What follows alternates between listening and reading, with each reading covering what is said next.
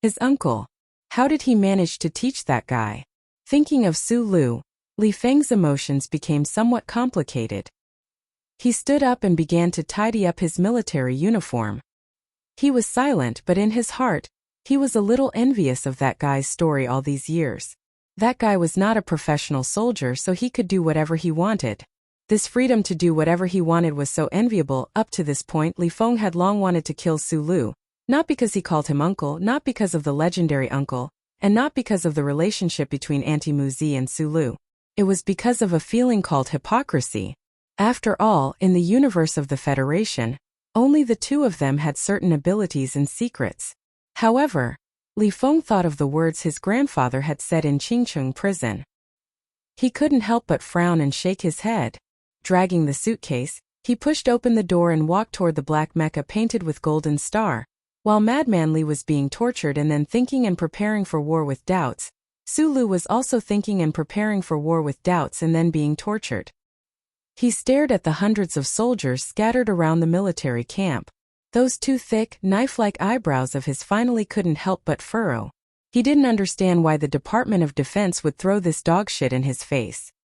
He also didn't know if this was the arrangement of his convenient father-in-law, Minister Zhou, or the old man's sudden idea. The existence of him and the 20 men of Team 7 at the front line was somewhat strange. Nominally, they were mercenaries under Nutshell Company, but Su Lu, the leader, was an active-duty lieutenant colonel of the General Assembly Base. Even the Westwoods Military District couldn't give them orders. They directly received orders from the Department of Defense of the Federation. However, this latest order from the Department of Defense was really a bit of a mess. 3 days later, Su Lu would lead his team into Fallen Planet 163, to complete a complicated and dangerous battlefield mapping mission for the Federal Forces. For Team 7, who specialized in special operations, and Su Lu, who carried the hopes of several big shots in the federal military, they were already mentally prepared for the danger of the new mission. However, they didn't expect that in such a tense time for war, the Department of Defense would throw hundreds of pieces of dog shit in front of them and ask them to take this pile of dog shit with them on the road. How to go on the road? Go on the road peacefully and send these guys to their deaths one by one? Not only did Su Lu think this way, but the always quiet Bai Yulan, the outspoken Xiong Lin Quan, and all the men of Team 7 also thought this way. He and Team 7 were still in the Sunset State on the main planet of the Westwoods, but they had already moved out of the Golden Star Hotel and arrived at a military camp in the mountains. Symbolically, here. Shipeng. Here. Besides Su Lu, Bai Yulan was softly calling out names. In front of them, more than 100 soldiers answered weakly. These soldiers didn't know how to sit properly or stand properly. Some of them were so fat that they could crush mechas if they gained a little weight, and some of them were so fat that they could be blown into space by the wind of the planet if they lost a little weight. Some of them were delinquents with pale faces, and some of them were unscrupulous uncles who had been in the army for many years. These soldiers were active soldiers from the 83-84 unit of the garrison district of the capital planet. The Department of Defense arranged for them to come to the Westwoods to support Team 7 as peripheral combat personnel. However, when they saw the lazy and rascally appearance of these guys, Su Lu and the men of Team 7 couldn't help but wonder, were these people here for a vacation or what they were here for? The 83-84 unit was a unit with a glorious tradition. Its predecessor was the 17th Armored Division that was single-handedly created by the god of war Li Pifu. Ever since the god of war retired, the Federation moved the 17th Division back to the capital planet in order to ensure the continuity of this glorious division. They placed the 17th Division on the banks of the largest city in the Federation, Harbor City. It was originally with good intentions, but unexpectedly, after more than 10 years, the bustling night scene of Harbor City eroded their bones and stole their souls. This Iron Division was worn down until only the name of the past was left, and today's pink and dull bodies were left. In fact, the men of Team 7 were all from the 17th Division, but they had been transferred to the Whitewater Company a long time ago. Now they had become the trump cards of their respective units. They looked at these juniors in shock and couldn't help but feel a little scared. If they had stayed in Harbor City all these years, would they have become the same kind of shit? After the roll call ended, Su Lu stood at the front without saying a word. He silently looked at these new recruits that belonged to him. Most of the soldiers leaned limply on their chairs. They didn't care about the so-called military discipline, and they didn't even put him, the highest-ranking officer, in their eyes. Some of them had even started smoking, and behind the crowd, there were a few fierce-looking soldiers staring at him coldly. Their eyes were filled with cold arrogance. Sulu looked at these people silently. He didn't reprimand them. He lowered his military cap, adjusted the sunglasses on his nose, and said to Lan Xiaolong, who was behind him, "I remember when we were at the training base, you said that the old man really hoped that I would lead the 17th Division back to its former glory. But I never would have thought that the old man's unit would become like this. Just a long trip on a warship and they're so tired that they're paralyzed like dogs. I'm not a professional soldier, but I know that this kind of unit can't be considered to have any combat power. How do you think I can lead them? Also, is there something wrong with the heads of the Department of Defense? Training these guys on the battlefield will only kill them. How can they be turned into steel? Can I not accept this?" Major Lan Xiaolong, who was usually sharp-tongued, was especially silent today. This was because he was the only active duty officer of the 83-84 Division in Group 7. Looking at these old soldiers smoking, chatting, cursing, and even picking their feet, he felt very embarrassed. He smiled bitterly. It should be known that Sulu had always been very good at controlling his emotions. But today he was so angry that he said such a long paragraph. This was very telling. Bai Yulan put away the electronic notebook and looked at the soldiers in front of him. Even he couldn't help but say coldly, "How did the division become like this?" He was also a member of the 17th Division. Lan Xiaolong shrugged and sighed. Although the garrison officers are very happy to be in Port City every day, their combat power and discipline shouldn't be so bad. According to my understanding, the people sent by the Department of Defense this time are also the best of the 83-84 Division. He took Bai Yulan's electronic notebook and pointed at it softly beside Su Lu, especially these guys including Song Xiang and Shi Peng, whom Yulan just mentioned, and a few others. As he spoke, Lan Xiaolong pointed at the soldiers in the barracks. The soldiers he pointed at had cold, arrogant, and provocative expressions. There was also a hint of anxiety and anger, as if they didn't care at all about what he was saying to the lieutenant colonel wearing sunglasses. "What do you mean?" Sulu asked. Song Xiang, the son of the principal of Yue University. Shi Peng, the nephew of the deputy speaker of Xi'an. Lan Xiaolong replied seriously, "Among these 100 people, there is a son of a governor, 5 sons of state senators, and 2 sons of federation senators. I have to remind you this is very difficult to deal with." Sulu was stunned. He didn't expect that the young man who was smoking and cursing was the son of the old principal. He also didn't expect that the curly-haired young man who was sprawled out on the chair like a hooligan, and looking at him with provocative eyes, was the nephew of the deputy speaker of Xi'an. After a moment of silence, he looked at this group of real young masters with great backgrounds and asked, "Is this the legendary old master soldier?" Chapter 439. The weather in the Westwoods was a little gloomy today. The air pressure in the camp and Su Li's voice were a little gloomy. Lan Xiaolong lowered his head slightly and laughed bitterly, tacitly agreeing to this unpleasant name. Behind the lazy old soldiers, there were 7 or 8 fellows with clearly different temperaments. These people were clearly not beaten down by the fatigue of the long journey, and were currently displaying their skills on the training equipment, as well as the exaggerated bulging muscles of every part of their bodies. These people played with the heavy training equipment vigorously as they coldly stared at Su Lu and the members of Team 7 in front of the crowd. Although their nostrils were not blowing white smoke into the air, their unruly and slightly provocative gazes were enough to show that these strong soldiers were howling in the depths of their hearts, preparing to do something to pass the time. Looking over there through his sunglasses, Su Lu narrowed his eyes and asked, "Then where are these guys from? Are they bodybuilders from the Ministry of National Defense?" "They are also from our 17th Division." Lan Xiaolong shrugged and said, "The sons of the big shots love to enter the 17th Division, but after all, this is the division that the old man single-handedly brought up, so the Ministry of National Defense still picked out a few elites and stuffed them in. It's 8,384. Bai Yulan softly interjected from the side.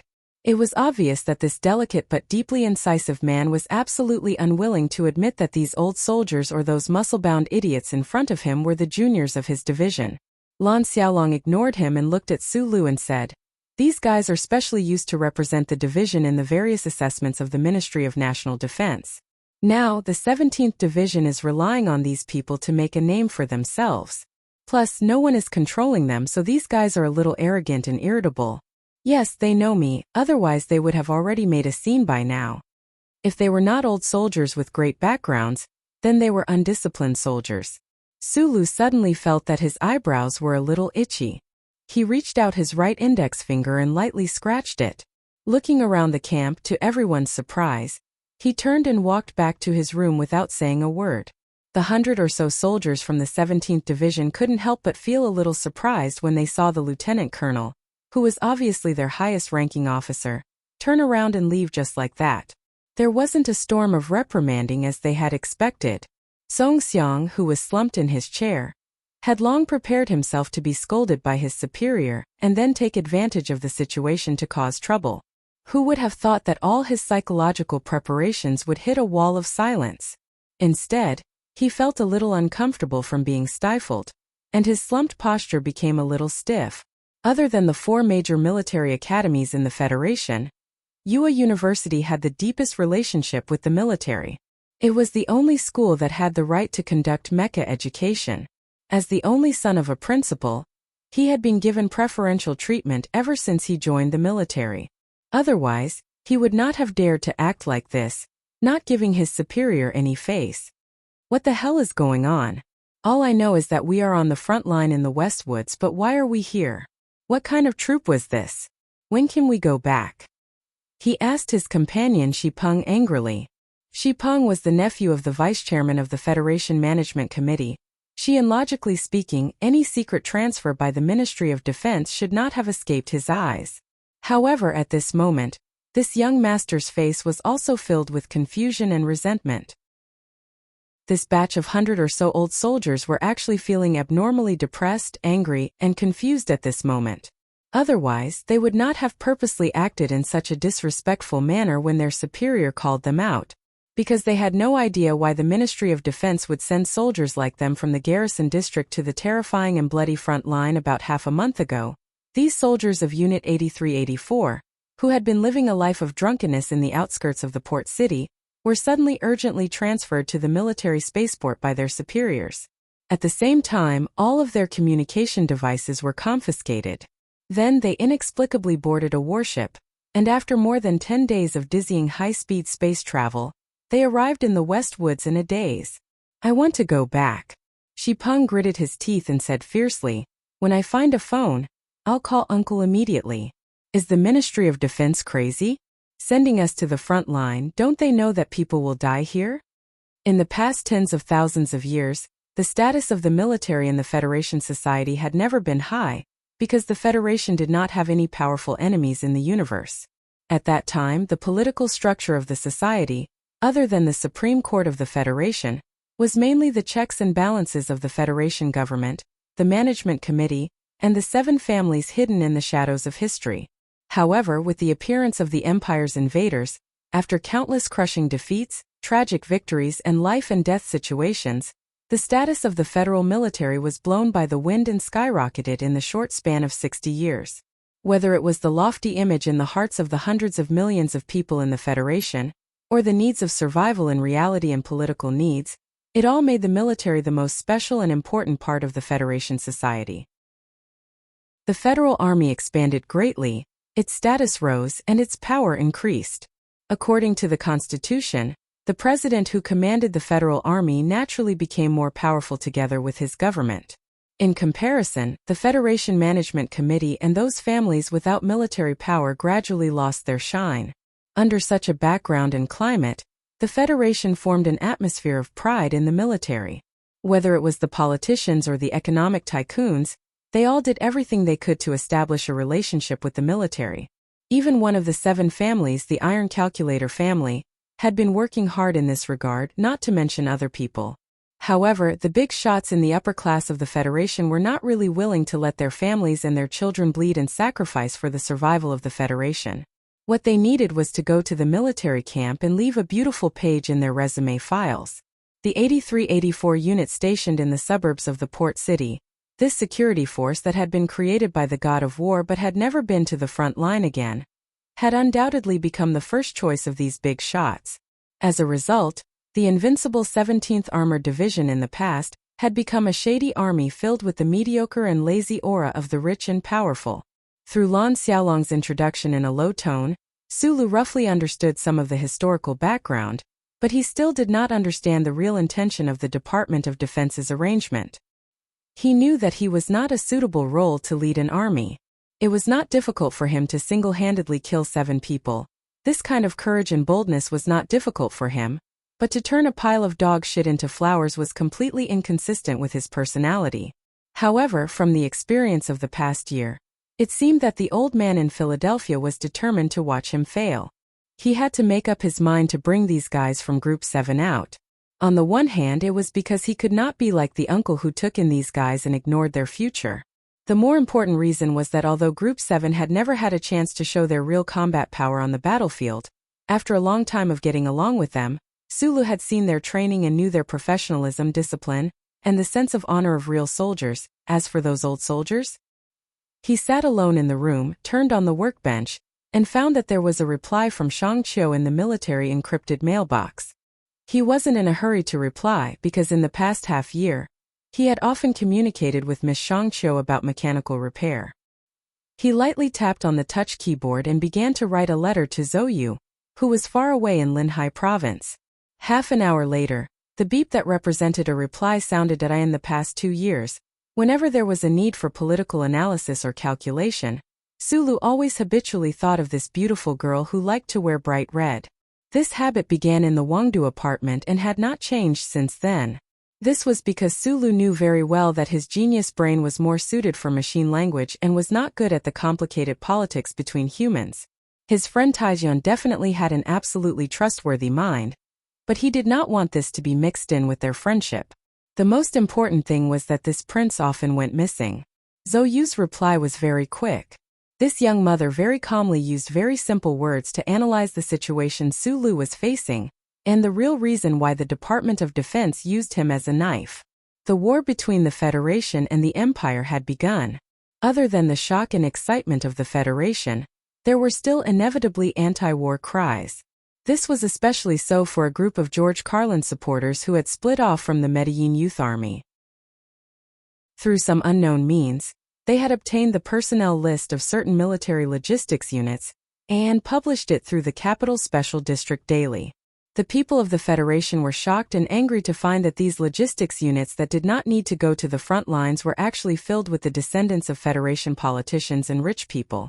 In the email, Zhou Yu used a very sarcastic tone to mock the big shots of the Federation. She did not even spare her own father, because the current Federation Minister of Defense was actually the real head of logistics for the Federation in recent years. Under the full suppression of the Federation government and the upper echelons of society, this news was suppressed. However, President Pabre ordered the Department of Defense to conduct a sample investigation. He angrily instructed that they must find out whether the danger level of the Federal Army was inversely proportional to its wealth. Perhaps it was because of this background, or because the old man in Philadelphia could not bear to see the current state of the 17th Division anymore. That was why there was this space trip that frightened and angered the young masters, and that was why there was this scene in the Westwoods military camp today. The soldiers of the common people were sacrificing their lives on the front lines in the Westwoods, while the young masters of these big shots were hiding in the suburbs of Harbor City, leading a drunken life. After reading this email, Su Li's narrowed eyes did not become cold, but instead calmed down. He had long known that the Federation had collapsed to a certain extent, but he did not expect that some of the big shots would try to use him as a knife to cut the rotten meat. In his silence, he did not notice that Zhou Yu had used an angry emoticon at the end of the email to ask the hooligan to stop harassing her. Su Lu walked out of the room and came to the military camp under the gloomy sky. Looking at the old soldiers who looked like mud, he put on his sunglasses and said, "Assemble." There was no scene of no one listening to him because this was a military camp after all, and he was the highest military officer here. It was just that the speed of assembly was a little slow, And those young masters who came to the military camp for gilding seemed to be suffering from cartilage. Sulu looked at the more than 100 soldiers in front of him, and clearly saw the so-called sense of superiority and fearlessness on many of their faces. Chapter 440. Sulu looked at the people in front of him through his sunglasses. His expression was calm and composed. Compared to these young masters of the upper class, he was just an orphan from Donglin. He was born poor, and it was impossible for him to have a golden spoon or precious jade in his mouth when he was born. However, he had great strength and a strong backbone. In his mind, he had always been entangled with the oldest and greatest old man in human society. Even when facing the revered god of war, Li Pifu, he could still stiffen his neck and remain composed. Showing a sense of superiority in front of him? That was a joke. After a moment of silence, he opened his mouth and said to the people in front of him, "Perhaps many of you are still wondering why the Department of Defense sent you to the West Woods. In fact, I am also very puzzled by this question, because I don't know where to start training you. You are just a pile of dirt. Even if you are smelted in a high-temperature furnace for a few years, you will only become brittle and useless ceramic pieces. It is impossible for you to become the steel material that the army truly needs. The material you are made of determines your possibilities. If you are a pile of dog shit and pee your pants after going to the front line because of the Empire's roaring bullets, then you will become a pile of diluted shit. If you stick to the pants of our Group 7, it will make me very uncomfortable and very angry." In the S1 training base, Sulu, who wore sunglasses, had already played the role of a cold instructor many times. He was already very familiar with this set of actions. Those truly outstanding people of the Federal Army had all turned red under his harsh humiliation. They were angry and irritable. Not to mention this group of old soldiers from the 17th Division in front of him, this group of young masters who had never been humiliated like this in their lives. Dogshit was still diluted. Dirt could not be smelted into steel. The soldiers listened to these extremely humiliating words and looked at the taunting and bullying of the lieutenant colonel at the front of the line, whose face was mostly covered by sunglasses. Their expressions had already become extremely ugly. Many people showed resentment in their eyes. Some people began to discuss with gloomy expressions. Sulu ignored these obvious violations of discipline. He looked down at the list in the electronic notebook and said, "But since the Ministry of National Defense has handed you over to me, and since Mr. President trusts me, I have to do something. To tell you the truth, in 10 days, we will be parachuting to Planet 163 to carry out an extremely risky mission. Believe me, after this mission is completed, the chances of you surviving are not high." Apart from a few powerful ruffians, most of the soldiers' expressions changed drastically. If it was said that Suli's previous words had made them angry, then the revealed mission made them feel endless fear. Sulu wasn't lying. According to the analysis in Zoyu's email, the Federation government had to do something in order to silence the George Carlin faction and the Green Dragon Mountain faction that was preparing to take advantage of the situation. Regardless of whether it was because of his anger or because he wanted to appease the anger of the people, President Parable had to let these people go to the real front lines and accept the real test of blood and fire. And he was the sword in President Parable's hand. Recognizing this fact clearly, Sulu didn't feel too heavy or angry. He had always admired Pabre, this what Mr. Schur called his own president. This president had rescued him from prison. The president had always displayed a moral integrity that was completely different from the politicians. The president was an exception in the political history of the Federation. He was an exception that deserved the sincere protection of people like Sulu, so he was willing to work hard to complete the mission given by the president. As for the sons of these important figures in the Federation, if they wanted to live, they had to change their attitude towards life. If they died, Sulu believed that he wouldn't have too many tears to shed. He looked at the few powerful ruffians in the back of the crowd who didn't hide their cold, arrogant and wild expressions. His brows furrowed. These bodybuilders of the 17th Division looked as cold and callous as do Shaoqing soldiers, but they hadn't learned the iron 7th Division sense of discipline at all. It was truly a bit annoying. Yan Bingyan, Lu Qingsong. He called out the names of those people and said, "You guys stay here. The rest of you start running laps until I tell you to stop." This was an order to half disperse. At this moment, the soldiers who had fallen into shock, panic, and anger didn't follow the order to run. Instead, they stared at Sulu with eyes that were about to spit fire, as if they wanted to melt the cold sunglasses on his face. "We're not going," someone shouted loudly. Shipeng said coldly. "We demand freedom of communication." The son of another senator shouted angrily. "Why do we have to go to the front lines? Since when can the garrison area fight in a foreign land? You have to give us an explanation, or else we want the Ministry of Defense to give us an explanation." As soon as the son thought of going to war with those beast-like empire people, his face turned pale with fright. He pulled at his hair in pain, completely unable to understand what was happening before his eyes. He couldn't inform his father, family, or girlfriend. Did he have to go to the front lines in such a muddled manner? Under the influence of all kinds of emotions, the crowd began to become agitated. They protested loudly and angrily. They had no intention of leaving at all. Instead, they surrounded Sulu and the members of the 7th Division. They were not real soldiers of the Federation in the first place. Suddenly realizing that they were about to face an iron-blooded war, the desire to survive, the fear of being forgotten, and the hatred for Suli's attitude mixed together and turned into a kind of tide of excitement. Bai Yulan glanced at Sulu, using her gaze to ask if they needed to suppress him. Sulu shook his head, used his index finger to push up his sunglasses, and walked towards the back of the crowd. The old soldiers didn't run laps after disbanding, and those few strong soldiers he had named also didn't stay behind as ordered. Instead, they returned to the training equipment without any discipline. They began to flex their muscles again, silently and disdainfully spraying the smell of hormones as a silent demonstration and protest. The heavy training equipment collided continuously, producing dull metallic sounds. The muscular men in the tight singlets were drenched in sweat.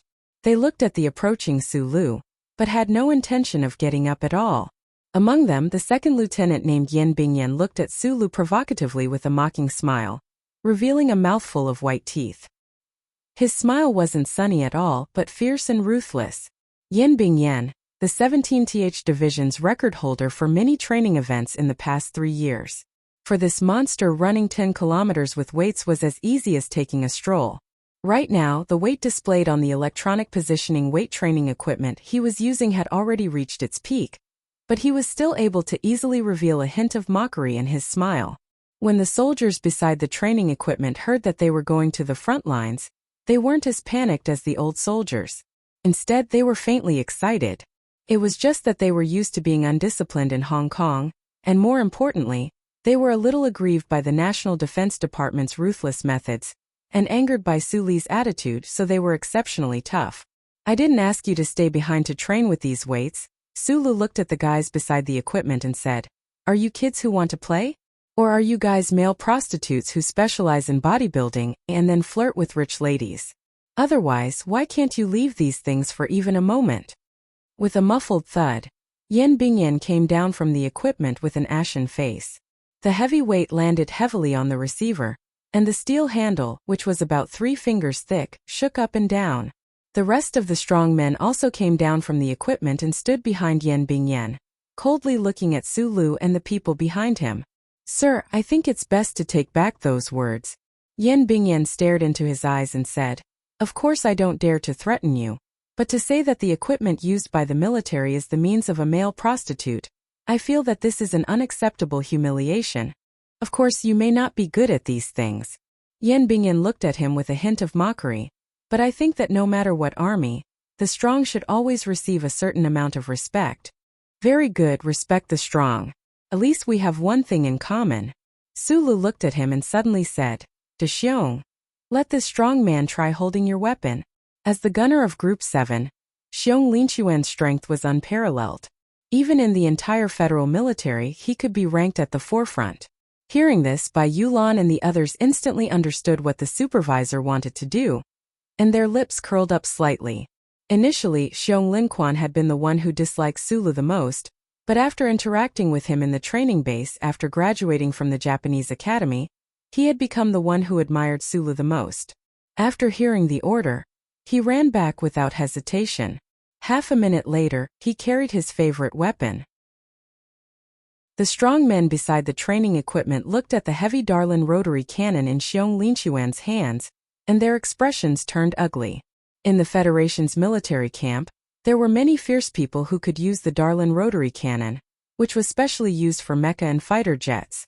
In fact, every one of them could be said to be a legend, but this guy in front of them was actually carrying it so easily. Could this really be his standard weapon? Don't force yourself, said Xiong Linquan sincerely as he carefully handed the heavy machine gun in his hands to Yan Bingyan. Of course, he wouldn't sympathize with the guy in front of him, wondering if his wrist would break with a snap. He was only worried that this seemingly tough guy would break the equipment he used to make a living. Yan Bingyan's expression was ugly, but also serious and stubborn. He took a deep breath, and the muscles on his arms bulged as he took the Darlin rotary cannon. Being able to lift the Darlin rotary cannon with one hand showed that this ace soldier of the 17th Division indeed had extraordinary strength. However, his face was slightly red, and his right shoulder was trembling. If he wanted to use the Darlin rotary cannon to shoot everywhere on the battlefield, it would obviously be impossible. From this point of view, he was much weaker than Xiong Linquan. 2 seconds later, Xiong Linquan snatched the Darlin rotary cannon away, shook his head and turned to leave. Yan Bingyan's face was still red. Other than using too much strength, he was more embarrassed. However, he wasn't convinced because in the military camp strength wasn't everything. Sulu didn't need to look at the strong man's expression to know what he was thinking. He extended his hand to Bai Yulan and said, "Give me your uniform." Bai Yulan took off his uniform without hesitation. Sulu walked over to the weight training apparatus that Yan Bingyan had previously used to train, and carefully rolled up Bai Yulan's uniform onto the pure steel handrail. He glanced at the maximum weight value displayed on the apparatus, and knew that it was left behind by Yan Bingyan. He remained silent. Everyone present thought that he was going to show off his strength. The men of Group 7 began to shrug their shoulders, but Yan Bingyan and the people behind her had a suspicious look on their faces. They always felt that although this lieutenant colonel was a little too young, it was impossible for him to have so much strength just by looking at his body. Chapter 441. There was a very soft cracking sound. Almost at the same time there were 2 more cracking sounds, so that most of the people present did not hear the first sound. Only Sulu knew that it was definitely not the sound of his own metacarpal bones breaking. There was a large hole in the right armpit of his military uniform. The layers of Bai Magnolia's military uniform that were wrapped around the steel armrests were also torn into 2 pieces. Sulu retracted his palm and lowered his head to look at the damage on his right armpit. He said to Bai Magnolia, who was beside him, with a bitter smile, "Both uniforms seem to be damaged." Bai Magnolia nodded and did not say anything. However, she was just as shocked as the people around her. She and the men of Team 7 had long been accustomed to Su Li's extraordinary strength. Of course, they knew that his palm strike was not just for the 2 uniforms. His target must have been the pure steel armrest wrapped under the uniforms. The problem was that was a pure steel armrest that was nearly 3 fingers thick. Sulu had chopped it with his bare hand. Did he really think that his palm was made of super alloy? Although Bai Yulan and the other members of Group 7 had absolute faith in Su Li's abilities, they still couldn't hide their shock when they saw this scene. They were even more curious about what had become of the pure steel armrest under the tattered military uniform. Yan Bingyan and those bodybuilders did not understand the shock on these people's faces. They stared at Sulu. They did not understand why this young lieutenant colonel would do such a thing. Could it be that he had a hobby of smashing iron with his own flesh? Sulu looked at Yan Bingyan and these people and said calmly, "The training I have arranged for you is to stand at attention for 4 hours. After that, you will have to do marching and formation training. Because of your serious lack of discipline, even I, a guy who has been in the army for less than a year, can't stand it anymore. The training program will start in 5 minutes." Yan Bingyan snorted and was about to say something, but Sulu ignored her and said, "You said that the strong should be respected. As long as you can do what I just did, I'll allow you the freedom to practice bodybuilding every day." Yan Bingyan and the others were stunned. They didn't understand what he was trying to say. However, at this time, Sulu and the members of Group 7 had already left the equipment area. Lan Xiaolong and Xiong Linquan couldn't help but look back at the military uniform wrapped around the steel armrest. Their eyes were filled with intense curiosity and excitement. It was precisely because of these gazes that the valiant soldiers beside the apparatus could not help but turn their heads to look at the weight-bearing apparatus. The close combat expert named Lu Qingsong finally couldn't bear the strange silent atmosphere and the doubts in his heart. He stepped forward and tore off the military uniform wrapped around the armrest. As the last layer of military uniform was torn off, his right hand suddenly froze. Looking at that place, the expressions of the strong guys beside the equipment suddenly became extremely interesting. Yan Bingyan's pupils shrank, and her face revealed an expression of disbelief. The scene in front of her made her eyes twitch rapidly. The pure steel armrest about the thickness of 3 fingers was connected to the equipment at both ends, but the middle part was broken horizontally. The hard steel rod at this time looked like a soft and bleak willow branch. It seemed to be constantly shaking in the breeze of the military camp. A human hand broke a steel pipe, and it was the solid kind. Had such a scene appeared in the army before? Yan Bingyan and Lu Qingsong looked at each other with a pale face and saw the shock and fear in each other's eyes. It seemed that the 4 hours of standing at attention and boring marching training were inescapable. Yan Bingyan thought so in her heart. She subconsciously looked up at the sky, wanting to confirm whether this was a real world. As soon as she looked up, she saw the dark clouds dispersed and the scorching sun in the sky. The training later would be extremely difficult. It broke. It broke. Fuck, it really broke. Lan Xiaolong looked at the movement over there, and excitedly patted Xiong Linquan beside him. He lowered his voice and said excitedly. Xiong Linquan looked at Su Lu in front of him and felt that his scalp was a little numb. He was a fierce warrior who lifted cement boards and smashed people. However, after following Su Lu, he found that this well-proportioned and not strange director was the real fierce one. Bai Yulan followed beside Su Lu. She didn't look back, but she already knew what was happening behind her. Her slender eyes that were faintly discernible through her black hair flashed with a trace of shock. Facing a solid steel pipe that was 3 fingers thick, the boss actually dared to use his bare hands to chop it. This was a completely crazy realm in confidence. Su Lu listened to the shocked discussion of the men of Group 7. The thin corners of his lips slightly curled up, showing a trace of pain. He rubbed his red and swollen palm and thought to himself, I was a lunatic who dared to step on mecha, let alone a steel pipe. But the steel pipe is really hard, my hand hurts. The old soldiers of the 17th Division didn't run laps. They stood in front of the military camp and protested loudly. Meanwhile, the young masters of the big shots, including Shi Peng, were moving their eyes quickly, trying to find a way to communicate with the outside world in this enclosed military camp. These young masters firmly believed that as long as they let the elders of their families know what kind of humiliation and danger they were enduring, they would definitely have a way to interfere with this inexplicable and crazy action of the military. Why don't you run laps? Su Lu walked in front of them and asked, You should know the rules of the military very well. I don't want to take measures to punish you on the first day. The young popinjays stared at him angrily and didn't say a word. They didn't see the scene that happened by the equipment just now, so they didn't know what kind of terrifying strength this lieutenant colonel with sunglasses had. On the contrary, they habitually used the ability to judge people that they had honed in the upper class of the capital ring to place most of their attention on Su Li's age. Through the wide sunglasses, they seemed to be able to confirm that this lieutenant colonel was very young. To become a high-ranking officer in the military at such a young age, this person definitely had a great background. It was unknown whether or not being transferred to the front line by the Ministry of Defense would involve some hidden storm in the political world. However, if it was a competition of family background, these popinjays definitely didn't need to admit defeat. Shi Peng didn't answer Su Li's question. With a gloomy face he said, We were kidnapped. Before we know the reason, I refuse to obey orders. At the very least, you should let us have the freedom of communication that every citizen and soldier should have. Why don't you run laps? Su Lu didn't seem to see this person's face. When he heard this person's words, his eyes were hidden behind the sunglasses as he asked in a soft and dull voice. Not getting any response, Shi Peng's face became even uglier. Instead of running, he slowly sat back down on the chair. He stretched out his hand and waved it in the air.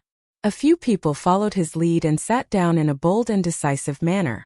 They wanted to embarrass Su Lu and the men of Group 7 in front of the crowd without any words. After 10 seconds of suppressed silence and tension, no one answered Su Li's question that was repeated for the second time. He glanced at the popinjays who were sitting on the chairs, turned around and whispered something to Bai Yulan. Bai Yulan's soft eyebrows instantly raised. Like the flowers in spring, there was a hint of awkwardness and solemnity in the gentleness. Hearing Su Li's order, even someone as cold as him felt a little surprised and troubled. These old soldiers in front of him were completely different from the bodybuilders beside the machines. Their fathers were all famous big shots in the Federation.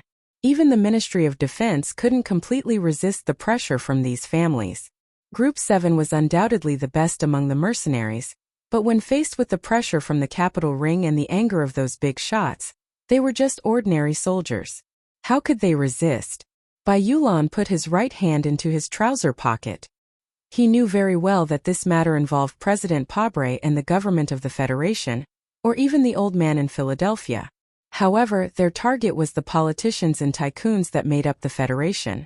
The matter seemed to be very complicated. However, the little boss's order was so simple. Bai Yulan's face was gloomy and uncertain. He deeply felt that his supervisor, this man named Su Lu, seemed to be the best at simplifying complicated things. So he slowly walked forward. The popinjays sat on the chairs with cold expressions, humiliating Su Li's order.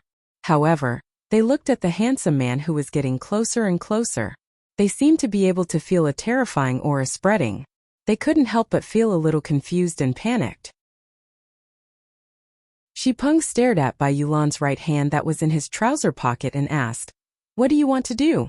Bai Yulan silently walked forward and took out the delicate military knife from his trouser pocket.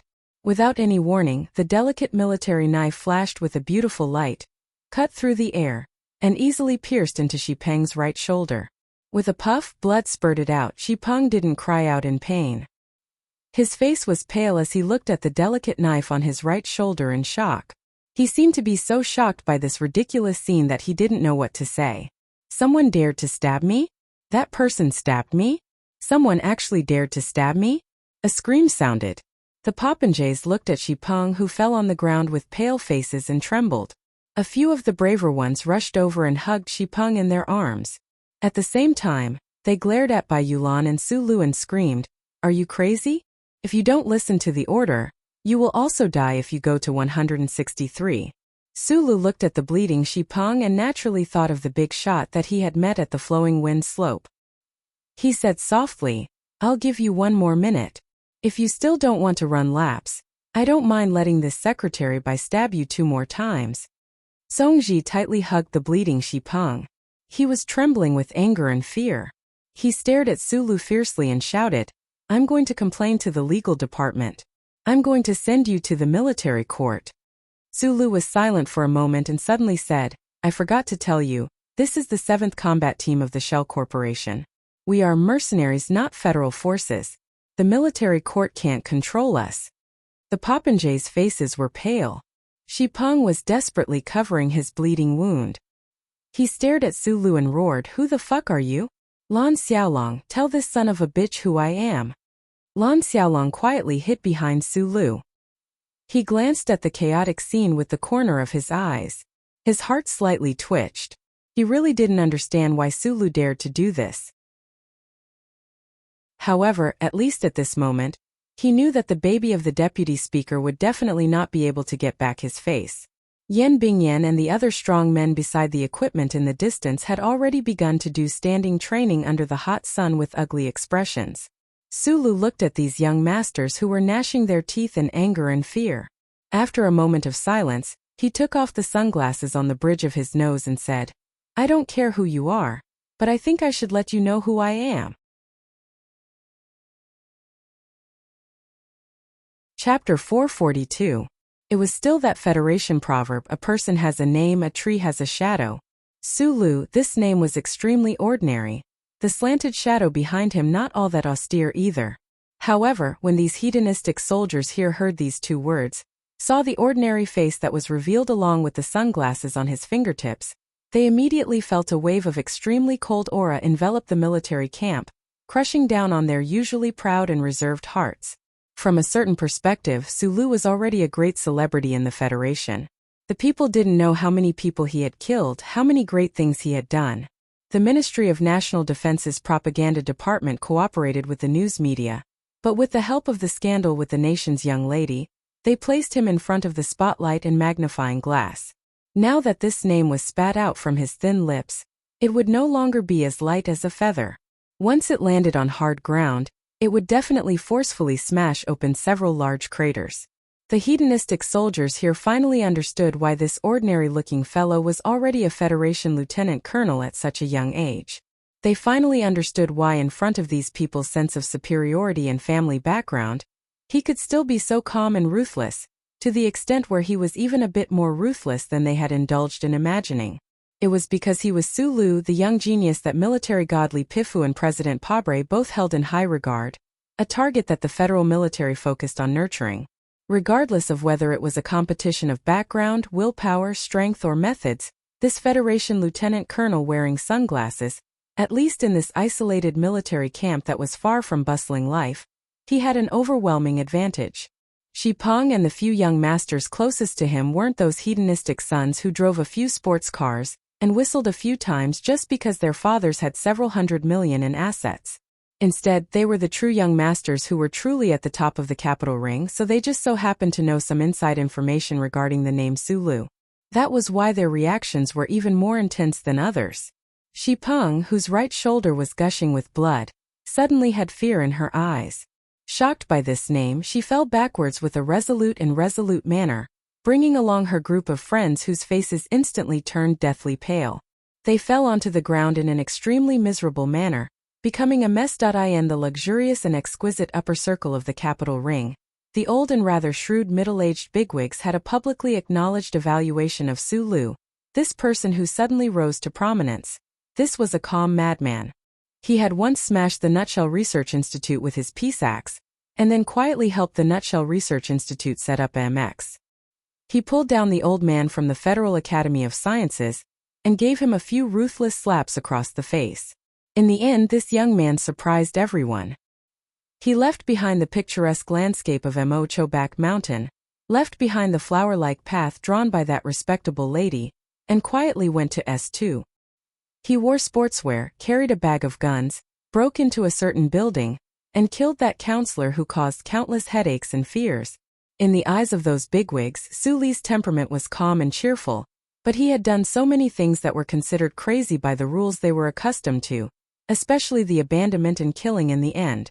This showed that this person didn't rely on a moment of excitement to support his cold-blooded methods, but after careful consideration, he still ruthlessly slammed his head into a certain iron wall. He didn't care if his head would bleed, but he didn't care if he smashed a hole in the iron wall or only left a few traces of blood. He didn't care if he would break his head and bleed, but he didn't care if he smashed a hole in the iron wall or only left a few traces of blood. This kind of person was very frightening. A calm madman was even more frightening than the little Madman Lees of Philadelphia. Even if Madman Lee dared to rush into Parliament Hill and start a fight, he definitely wouldn't dare to do such a thing. Based on the evaluation of this person in the upper circle, and the legendary death of a certain senator, Shi Peng, who was lying on the ground, couldn't help but feel cold all over as he looked at the calm and sincere officer in front of him. Even if the other party was smiling like a flower under the sun and was as calm as water, he could still smell the blood and see the demon's horns. The fact that Macklin was killed by Sulu and Shi Qinghai together was one of the Federation's biggest secrets. However, as George Carlin once mockingly pointed out, the Federation's information was not equal. The so-called secrets were originally the fruits of the upper circle's harvest. Therefore, Shi Peng knew, and so did the sons of the governors and senators around him. Shi Peng's uncle was a senior senator of the Federation.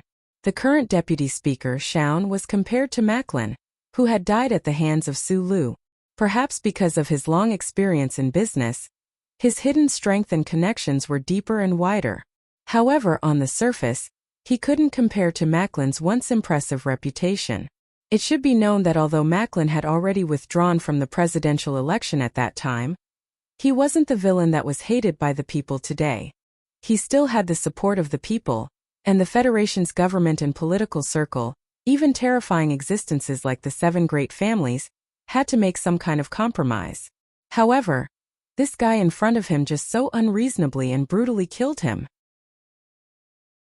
Sulu even dared to kill Macklin at that time, let alone Xipeng, who was only his uncle's nephew. Xipeng's face was pale, and his eyes were wandering. However, he could still clearly feel the pain from the sharp wound on his right shoulder. He was more and more convinced that if he continued to resist, he was afraid that this delicate and feminine man would really stab him to death. After only 2 seconds of silence, Xipeng tightly pursed his lips and climbed up from the ground with difficulty. He saluted Sulu and then turned to walk toward the field. His strong will, because of his family background, power, and money, instantly collapsed and shattered in the face of the simplest and most direct shadow of blood and death. At least in this military camp, he had to endure, stall for time, and wait for his family's response. Sulu lowered his head and looked at his watch, calculating the time. The foppish soldiers all turned pale and ran toward the field. Sulu raised his head, put on his sunglasses again, and said a few words to the people behind him. The outstanding battlefield medic of Team 7, Ho Xiandong, immediately reacted and rushed to the field. He pulled Xipeng to the shade and began to treat the wound on his shoulder. Bai Yulan's stab was not deep, but the wound was a little long and there was a lot of blood. It looked a little scary. They were the mercenaries of Nutshell Company, and did not seem to have to worry about the existence of military discipline or military court. However, no matter how cold and silent Sulu was, he would not stab his subordinates to death just because they did not attend training. Strangely, however, many people seemed to think that Sulu was really a terrifying person who killed without batting an eyelid. The foppish soldier running toward the field was the last to follow the symbol. Sulu called out to him. After a moment of silence, he said, "Don't embarrass the old principal." The symbol's face was covered in bruises and bruises. He did not know that his father was the principal of Yue University. At home, he often heard his father talk about the legend of this little gatekeeper in front of him. Sulu had never received professional training in the military camp. He had never run weight-bearing training. He had only followed Bai Yulan for a period of time to learn about firearms and standard mecha operation. Those tactical manuals were also just his hobby reading, so naturally, he could not be responsible for the training of more than 100 subordinates. In fact, he did not understand these things. After confirming that the breath of these old soldiers had been completely suppressed, he put on his sunglasses and returned to his room. He began to use the military communication system to send frequent technical emails to Shang Qiu, who was far away in Hong Kong. During this period of time, the engineering department of Nutshell Company had begun to experiment with the turbine compression idea that Shang Qiu's Mr. Cheng Fengshe had proposed. They were in a state of excitement and anxiety. The engineering department missed him very much, and he also missed the atmosphere of the past. Bai Yulan was fully in charge of the training, with Lan Xiaolong assisting. Those old soldiers with extremely poor military qualities were undergoing a horrendous training on the field. Xiong Linquan held a spiked leather boot and roared, forcing those people to move faster and faster. As long as someone slowed down or collapsed, a few whips would cut through the air, leaving behind a few bloody scars. Fortunately, the Department of National Defense was extremely generous to the point of being extravagant. Dr. Ho Xiandong skillfully and excitedly operated those medical pods, injecting all sorts of medicine into those old soldiers who had fainted from exhaustion. He could absolutely guarantee that these young masters would not be left with any physical injuries. Cured? Continue to train. As the saying goes, if you train hard, you will be like a dog. Even if you are scolded, you will not bark. This was the miserable life of the 17th Division's old soldiers on their first day in the West Woods. On the other side of the field, Yan Bingyan, Lu Qingsong, and the rest of the bodybuilders or record holders were undergoing military posture and formation training under the scorching sun. The long period of standing still had turned them into wooden dummies. Then, under the scorching sun, they turned into dried corpses. Their skin began to crack and float. You know, the so-called mapping mission is to help the Bureau of Proclamation sneak into the enemy's territory to install the chip. There are only 10 days left before we depart. I admit that your training level is very cruel, but with only 10 days, can you really create a real fighting force for Sulu? In the shadows at the edge of the barracks, Lan Xiaolong unbuttoned his collar and looked at the soldiers on the field who were like stray dogs. He frowned and said, "Boss just wants them to have fewer deaths on the battlefield. At least when they are escaping, they need to be able to keep up with the speed of the 7th Division." Bai Yulan took a puff of her cigarette and answered softly, "Why did you stab him? That guy is the nephew of the vice chairman of Xi'an." Lan Xiaolong looked at the field and said worriedly, "You should be very clear about the background of these old soldiers in the division. Sulu has the background of the army god and the appreciation of the president, so he shouldn't be afraid of anything. But you are just a slightly more powerful stinky soldier. If these big shots want to crush you, they only need to move their little finger." Bai Yulan took a puff of her cigarette and knew that Lan Xiaolong was telling the truth. Even the Ministry of National Defense didn't dare to touch these old soldiers. Although these guys were suppressed now, who knew what would happen in the future? But he still remained silent. Lan Xiaolong was silent for a moment. He turned his head and stared at the pair of slender eyes through the black hair. He said very seriously, "You keep insisting on calling him boss. Are you really going to sell your life to this guy?"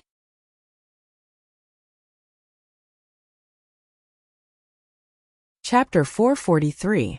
Bai Yulan took another puff of her cigarette. Her face, which was covered by her black hair, did not change in the slightest because of Lan Xiaolong's sudden question. She said softly, "The ministry gave Group 7 a mission. Originally, they only had 3 days to prepare. In the morning, the boss made a call to the West Mountain compound. After an angry argument over the phone, the 3 days became 10 days. The ministry has to give him face. I stabbed him because I want him to be more efficient during the 10 days that he fought for. If too many of the children of these big shots die in the hands of the boss, even if Fei Chong and the minister want to protect him, there will be too many problems." Lan Xiaolong looked at him and continued to ask, "Why did you want to risk your life for him?" Bai Yulan pressed the cigarette against the wall, leaving a deep black mark. The flame went out, leaving behind a trace of heat. That year the new mecha failed. President Sieg was furious. The Bureau of Proclamation started to investigate Nutshell's illegal activities. Group 7 was thrown out as a scapegoat by some important people. In order to protect Xiong Linquan and the others, you shouldered all the responsibility and were sent to the military court. Although you were lucky to get away with it, you were expelled from the army forever. From that day onwards you quit smoking. You swore that you would never smoke again. You said that you wanted to be healthy and live a long life. Lan Xiaolong looked down at the cigarette between his fingers and said, "But after you started following Sulu, you started smoking again. We know your personality and what it means to break your oath. Before we left the capital ring, Ning He came looking for me. He felt that your personality had become too calm and cold, like a crazy demon. It was after Ning He's wedding that Sulu stabbed Bai Yulan in the back." Thinking about that time, Bai Yulan narrowed his eyes, as if he could still feel the pain in his back. After a moment of silence he said softly, "In the past 6 months, you've been brainwashing the people of Group 7 every day. You want to make Xiong Jiaozi and the others worship the boss so much that they have the urge to hug the boss to sleep. Didn't the Department of Defense send you here to help him gather Group 7 first, then slowly gather the 17th Division? Since your mission is to put the lives of many people in the hands of the boss, what's wrong with me doing my best?" After receiving an affirmative answer, Lan Xiaolong, who was used to mocking the Federation with a sarcastic tone, froze. Uneasiness and worry gradually spread out of his eyes, but the words that came out of his mouth were still as sharp as ever. "Our genius manager is destined to become a big figure. Lord War God, the Department of Defense has been paving the way for him for the past year. And I'm the coolie who sprinkles the cement. The problem is that there has to be a limit to any decision. As the guy at the bottom of the pile of materials, if we work too hard, we can only become countless crushed stones in the future, embedded in the cement and paved on his golden path. When he steps on the road with his shiny military boots, his path is straight, and he won't think about the crushed stones under his feet." Bai Yulan lowered his head and leaned against the wall. His fingers let go of the cigarette and his right leg bent to push against the wall. He answered quickly and directly. I joined the army when I was young. In this life I've killed many people and seen many things. Assassinating Bermuda merchants for the government, smuggling for the young masters in the military, robbing pirate ships. I've done many bad things in my life. I don't have any respect for morality or self-pity. I can't say that I have a heart of stone, but I'm very indifferent. He continued, Group 7 has always been the most arrogant and powerful combat team in the nutshell. As the combat manager, on one hand I did some shady things for the government, and on the other hand I did some dark things to earn money. I always thought that I had a good life. However, when I started working as Su Li's secretary, I gradually realized that this kind of life was the happiest. The year when I went back and forth between the capital and Hong Kong was the most relaxing and comfortable life of my life. Bai Yulan raised his head and used his slender fingers to lift the black hair in front of his eyes. His gentle and quiet face was full of a relaxed smile. I originally thought that following Su Lu was just a way to earn money. However, after he got into trouble, I suddenly found that my life was very unpleasant. I was even more surprised that a cold-blooded person like myself could have such unhappiness and uneasiness. Maybe it's because this young guy once inexplicably gave me some trust that I didn't expect? Bai Yulan narrowed his eyes like Su Lu and looked at the soldiers running on the field. He shrugged his shoulders like Lan Xiaolong and said, On the day of Ningyi's wedding, he stabbed me, but I felt much better. It's not that I'm cheap. It's just that I know that I can go back to those days that made me feel relaxed. He looked at Lan Xiaolong and said in a soft but firm voice, Working with Su Lu gives me a strong sense of being grounded. I feel proud that my spine can always be straight and I don't have to be afraid of being killed. The things we used to do were not strange or arrogant, but they were very hard as steel. We were not afraid of gossip and we were not afraid of asking ourselves. We could straighten our backs and report the results of our work to our parents who were lying in the hospital. If possible in the future, we can look back proudly on our children when we are old.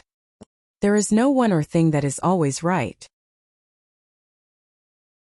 But following Su Lu and doing things that we think are right, this kind of feeling is very good.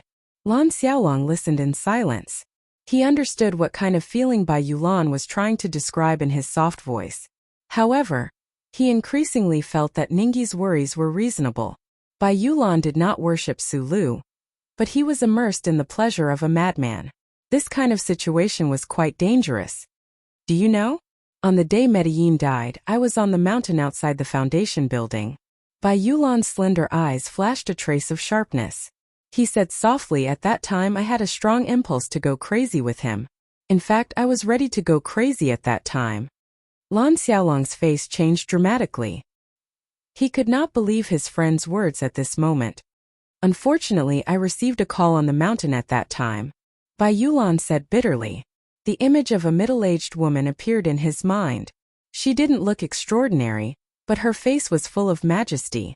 Immediately, he calmly raised his head and said, That's why I didn't go crazy that day. I didn't have enough fun. Now that I have a second chance with Su Lu, I don't want to miss it.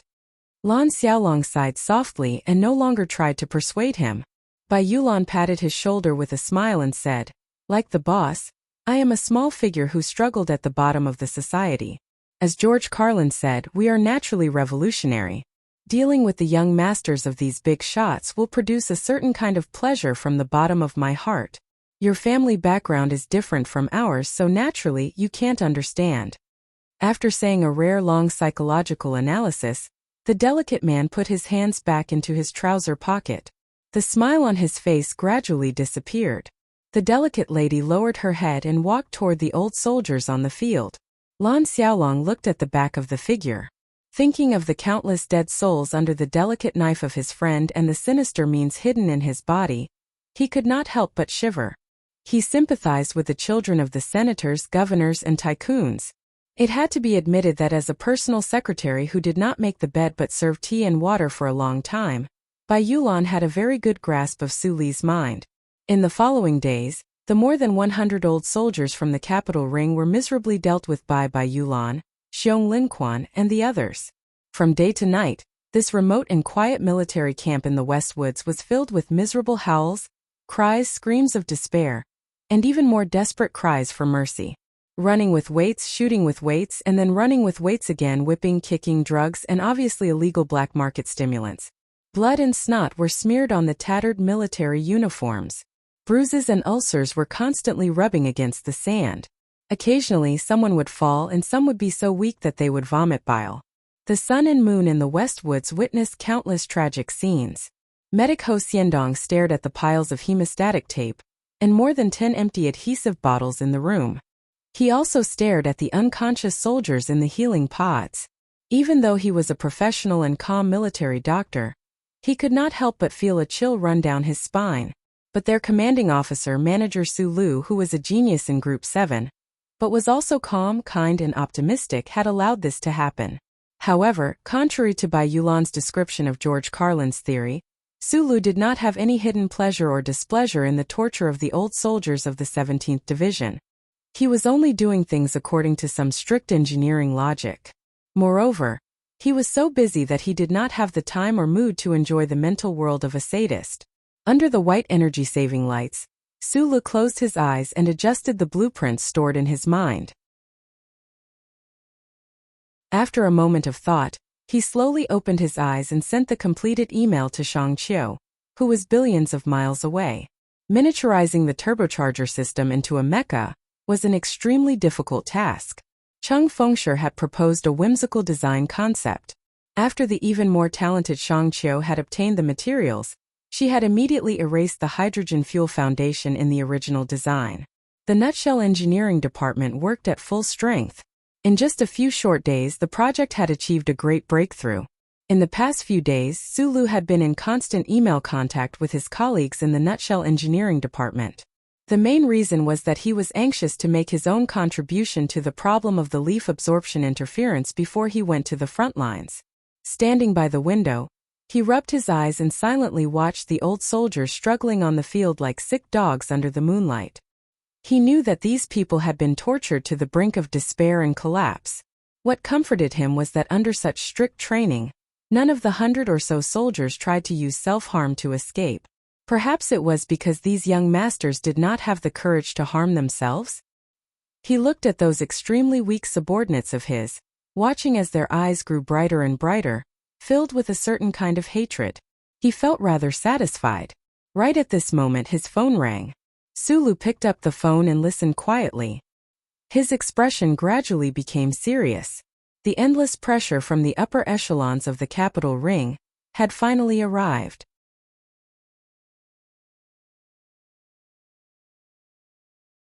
Chapter 444. With the level of technology of the Federation, it was easy to create a wall that did not allow even a trace of wind to pass through. The Department of Defense secretly sent military police to escort more than 100 old soldiers of the 17th Division onto the warship and blocked off any means of communication. Quietly, like thunder, they were sent to the front lines of the West Woods. It was done flawlessly, but in the end it could not escape the eyes and ears of everyone. The identities of these old soldiers were too sensitive. When the big shots of the upper echelons of the Federation were shocked to discover that their sons were missing, even with the strict discipline and execution of the federal military, it was impossible to stop the anger of these big shots and their efforts to find out the truth. These politicians and tycoons used their network of contacts throughout S1 to touch upon the truth of the entire incident in a very short amount of time. Faced with the measures taken by the President and the Department of Defense to quell the anger of the people, these big shots of the Federation knew that their influence was limited. Because they lacked a solid moral foundation, they were unable to operate in an open and above-board manner. Naturally, it was difficult for them to break through the iron wall of the Federation military camp. However, the cries and curses of countless family ladies made the big shots ponder. After some contemplation, they began to exert their powerful influence in certain areas in an attempt to bring those young masters back before they entered the truly bloody and cruel front lines of the West Woods. This was a magnificent rescue operation. The Federation press did not catch a whiff of the news. The ordinary people and even the majority of the people within the military system did not feel the scent of anxiety hidden in the night conversations on the radio. Federation senators, state senators, governors, chairmen of large enterprises in Hong Kong, these big shots were the cornerstones of the upper echelons of the Federation society. Once they were angry and collectively exerted pressure, how terrifying would that be? Under the silent statement of Minister Zhou, the Department of Defense withstood part of the pressure, but it was also somewhat hard-pressed. As for the specific implementation of this plan, Nutshell Corporation, they had already felt the arrival of the storm. Without a doubt, Nutshell Mobile was the most powerful existence in the Federation and had a transcendent status. However, this largest megacorporation of the Federation was owned by the Federation. In many aspects, it was subject to the checks and balances of the Federation Management Committee. Once those big shots found out that their precious son was currently trapped in a strange unit called Team 7 of the Nutshell Corporation, all of the pressure poured down on them. The first call that Sulu received was from the president of the Nutshell Company, whom he had not seen for a long time. The change of the president of the Federation did not affect the president's position.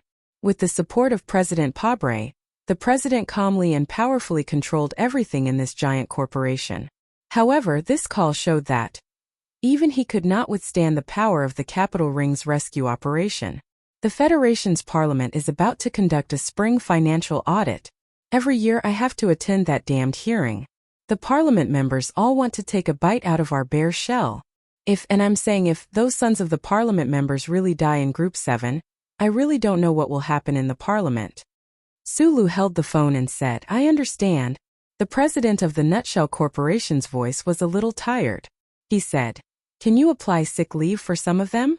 Sulu did not spend time thinking about what the president meant. He looked at the young masters who were enjoying their miserable lives under the moonlight on the field and smiled. He showed his white teeth and said sincerely, they are not sick or in pain. The president heard the stubbornness hidden in this guy's words. After a moment of silence, he smiled bitterly and said calmly, I'm not giving you pressure. Just follow the orders of the Department of Defense and do what you want. My brother is now in Group 3320. The things that those parliament members have done are indeed a little ugly.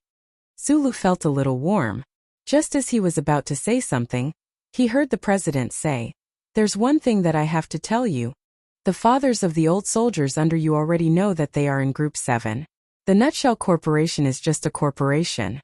We don't want to take on this kind of pressure for the government or the military, so, well, I've already told these big shots that you are in charge of Group 7. Sulu was slightly taken aback. After a while, he said hesitantly, you're expecting me to hold them back?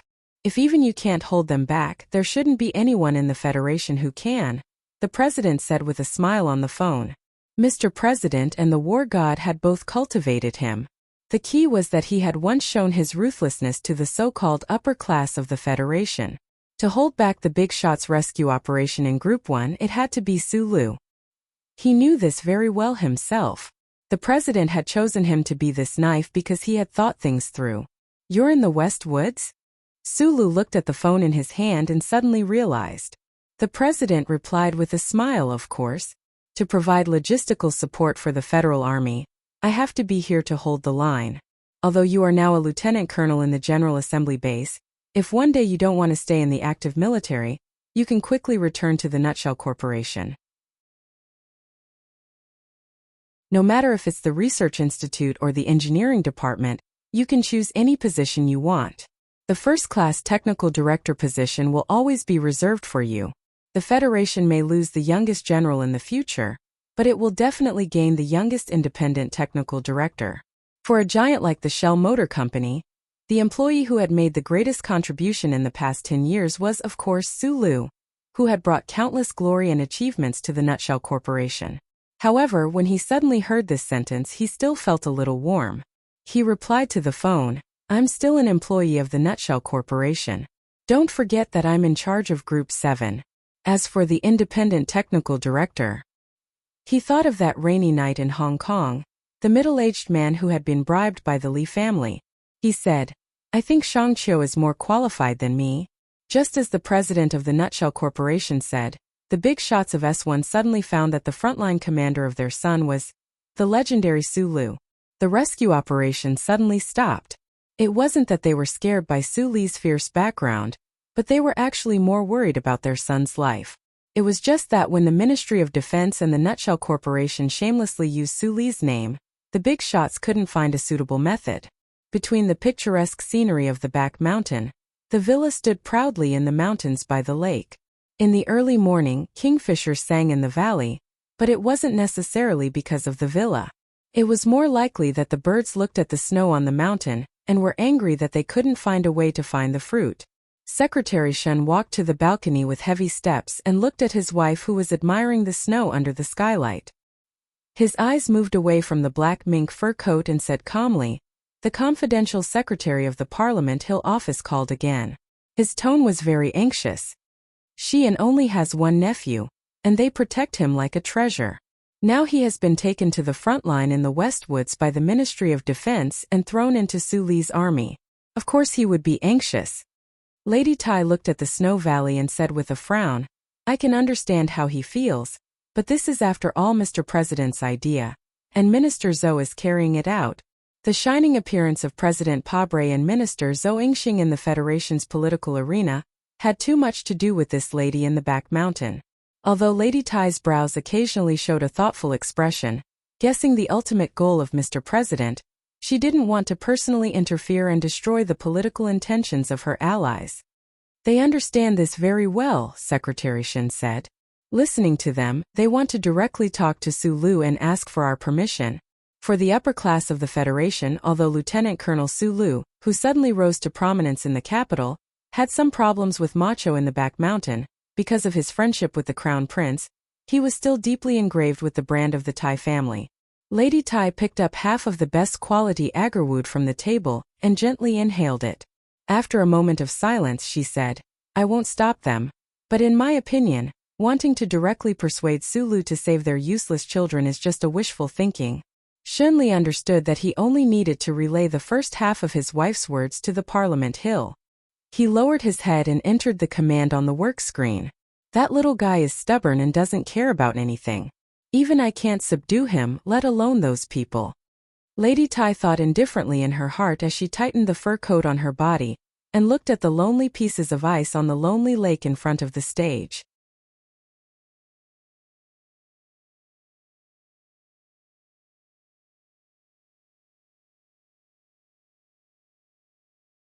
Chapter 445.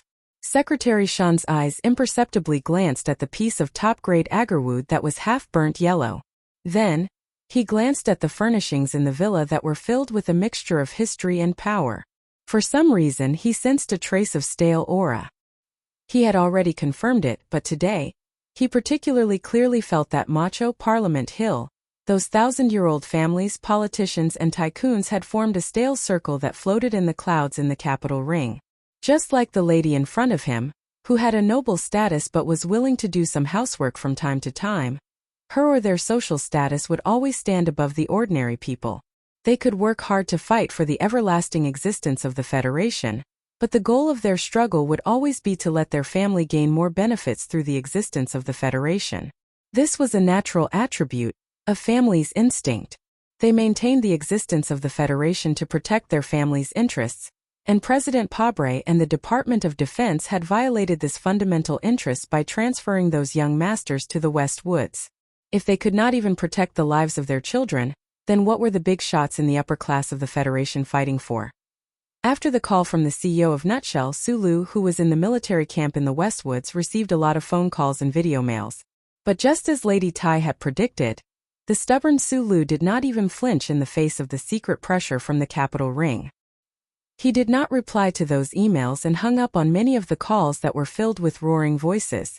The action of the big shots in the capital ring to save their precious son pierced through the two iron plates of the Federation government and the Department of Defense and directly arrived in front of the 7th Combat Group, but they were all blocked by Su Lu, who was a hard rock. Whether it was threats, temptations, anger or resentment, the big shots in the upper class were all displayed in front of him, but they were all useless. However, when he found out that the emails and phone calls that were pleading for him included Secretary Jiao and Mrs. Zhong, two acquaintances, he could not help but feel a little gloomy. Secretary Jiao was Secretary Zhou Yingxing's most trusted confidential secretary, while Mrs. Zhong was the mistress of the Westwoods region. Both of them had a close relationship with Su Lu. In the wee hours of the morning, Su Lu even received an email from the office of the president's official residence. The sender was actually Mr. Breen, the director of the office. He looked at the soldiers who were undergoing cruel training on the field, and couldn't help but be shocked by the influence of these guys' fathers. Fortunately, the three people who really had influence over Sulu were very clear about his temperament. They just mentioned a few people's names in the email and tried to sound him out like Mr. CEO, to see if it was possible for him to apply for sick leave. When they received Su Li's direct rejection, they never tried again. Secretary Jiao was the Minister of Defense's trusted aide, and Madame Zhong and Director Breen were even more so big shots who could cause storms with just a wave of their hand. However, they still had to live in this society and that circle of the Federation after all. Just like the proud and noble Madame Zhong, they also had to consider the upcoming budget meeting of the Parliament in spring and how much resource aid quota the West Forest region could receive. In the underworld under the stars, there were always many things that one had to do. Sulu understood this very well, so after he closed the email system, he only had a few traces of a heavy and bitter smile on his face. He did not have too much resentment. He should have been resentful because this was President Pabre and the Department of Defense's plan.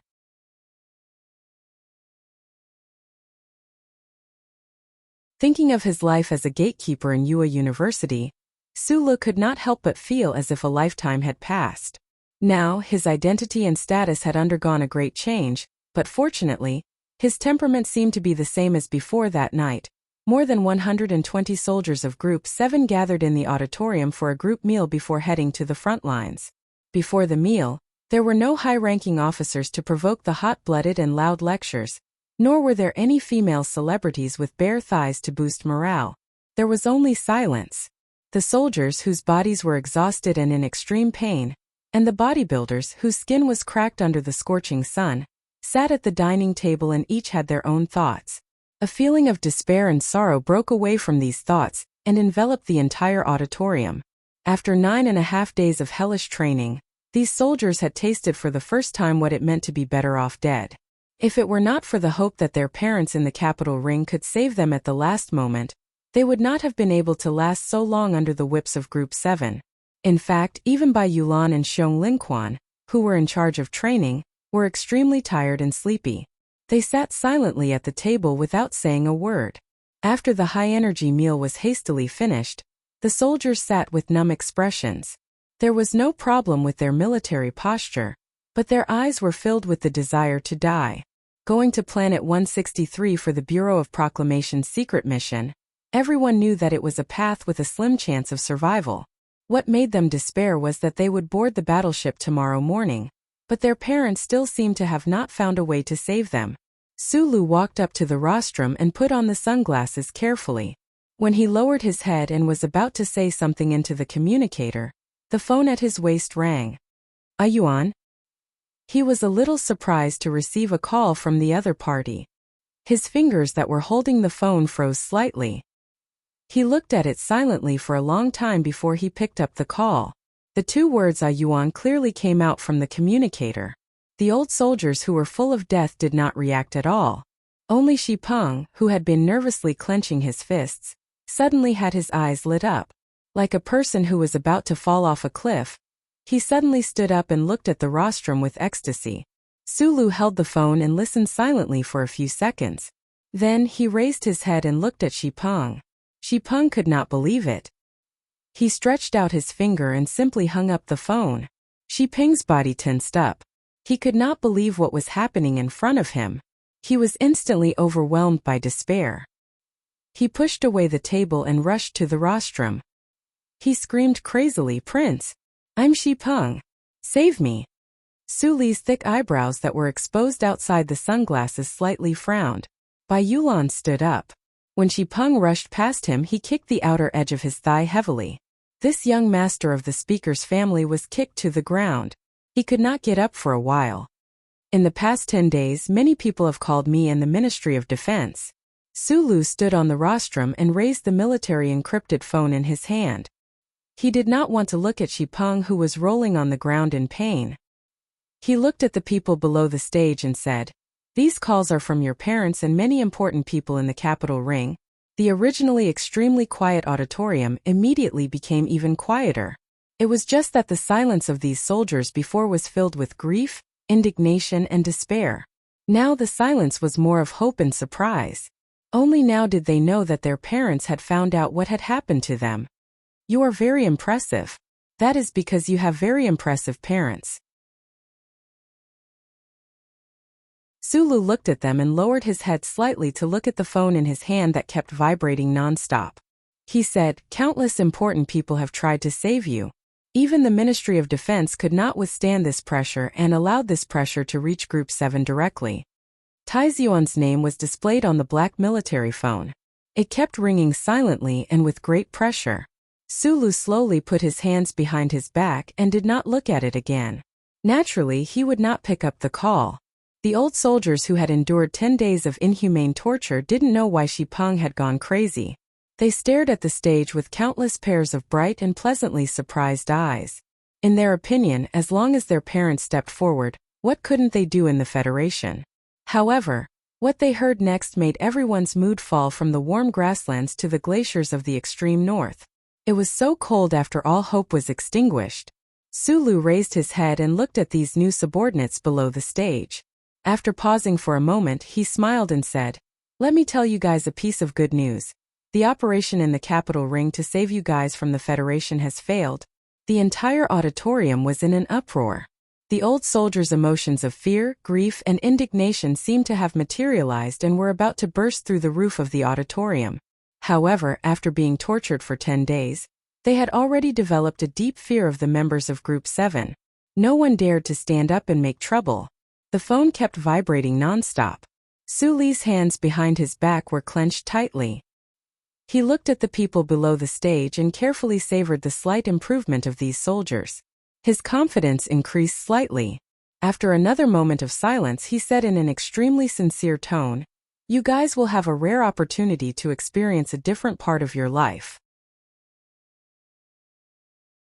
As members of Group 7 of the Shell Motor Company's Whitewater Battle Group, you guys know us will follow the main forces of the Federation with glory and devote yourselves to the great cause of resisting the invasion of the Empire."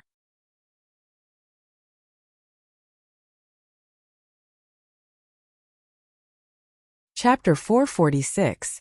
The same rice can raise 100 different kinds of people.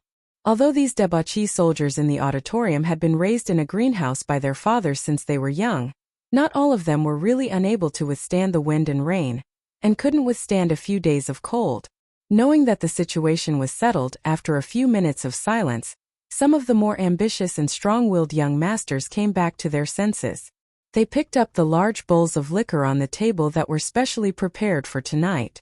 After a moment of shock, their faces gradually became fierce and they drank it all in one gulp. Although some of them were choking, they were choking to their heart's content. They successfully turned the sadness in their hearts into grief and anger, turning despair into a kind of indescribable fierceness. Even Shipeng, who had been kicked to the ground, silently crawled up after a moment of pain and struggled to return to her seat. Her face was ashen, as if her entire family had been wiped out. He used his trembling hands to tightly hold the big bowl of liquor in front of him. He screamed like a madman and poured it into his mouth. After drinking this bowl of liquor, he fiercely wiped the liquor on his lips and turned to the source of the cries. He fiercely scolded, "Cry at a funeral." These 100 or so old soldiers were all the best of the 17 divisions, and were naturally part of the same circle. To have such an incompetent comrade, who could not even show his face in public, especially in front of Sulu and the veterans of Group 7, made them feel extremely embarrassed. After knowing the possible development of the situation, these young masters accepted the reality with a trace of tragic emotion. They were a little flushed from the liquor, but they were also ashamed of the cries that occasionally sounded around them. At this time, when they heard Shipeng's scolding, they also began to scold. Obscenities danced in the air as they vented their curses. Finally, those useless young masters' cries were stifled. "Drink! Drink until you die!" Shipeng grabbed Songxiang's shoulder. The redness in his eyes had long been covered by the redness on his face. He fiercely scolded, "Since no one cares about us, we have to come back alive." The auditorium was suddenly filled with a fierce atmosphere. It was probably the psychological effect of breaking the pot and smashing it. There was wine in the morning, drink in the morning, and kill a few people tomorrow. Sulu felt that the phone in his hand was no longer vibrating. He secretly heaved a sigh of relief, and then his attention was attracted by the scene in the auditorium. The fact that these old soldiers were able to shake off their despair so quickly was out of his and the members of Group 7's expectations. Although these old soldiers looked at him with eyes full of undisguised hatred, these were still the eyes of those who were alive and dared to seek life in the face of death. He glanced at Shipeng in surprise. Only then did he realize that there was a reason why the aristocratic families condensed their wealth. The young masters of the capital ring had been played by the Department of Defense and tortured by Group 7 for 10 days. That was why they were so cowardly. However, when the young people realized that they could not change the situation, they were able to ignite a certain kind of willpower. It had to be related to their family education. Sulu lowered his head and smiled. He didn't have enough experience or interest to look down on others and feel too much emotion. After calming down a little, he was ready to mobilize for the first battle in his life. However, just as he was about to look at the communicator, he saw from the corner of his eyes a few soldiers carrying miniature cameras and sound receivers walk into the auditorium. Judging from the epaulets of these soldiers, they should be civilian officers. They were probably part of a film crew. Lan Xiaolong walked up to the stage and whispered a few words into his ear. Su Li's eyes narrowed slightly. Only then did he realize that this was the intention of the president's residence and the Department of Defense. In order to quell the anti-war tide among the people, bridge the gap between the social classes, and promote harmonious coexistence between the social classes, the government had specially sent an excellent film crew from the military's Venus documentary film studio to follow Group 7's operation. They wanted to faithfully present the story of the children of these big shots killing the enemy on the front line and sincerely cooperating with the children of ordinary people in front of hundreds of millions of people. This was politics and also propaganda. Sulu understood that the Federation government was willing to offend the upper class to carry out this mission. Of course, they wouldn't miss this rare propaganda opportunity. However, understanding was one thing. For a moment, he found it hard to accept that these people who dabbled in literature and art would appear on a battlefield where death was happening all the time. They're going to start shooting now? Sulu frowned and looked at the film crew that was shooting non-stop below the stage. He thought that the scene of these young masters partying to their heart's content wasn't very nice to look at. Can we ask them to leave for a while? Lan Xiaolong looked at Su Li's face. He didn't understand why he was so against the idea that Group 7 was also his opportunity, so he asked tentatively. Although they are sent by the Department of Defense, you don't need to be so polite. We are just a combat team for nutshell, Sulu said. Okay, I understand. Lan Xiaolong put on his military cap, shook his head and walked off the stage. He took Xiong Linquan and a few other fierce people and unceremoniously kicked the film crew out of the auditorium.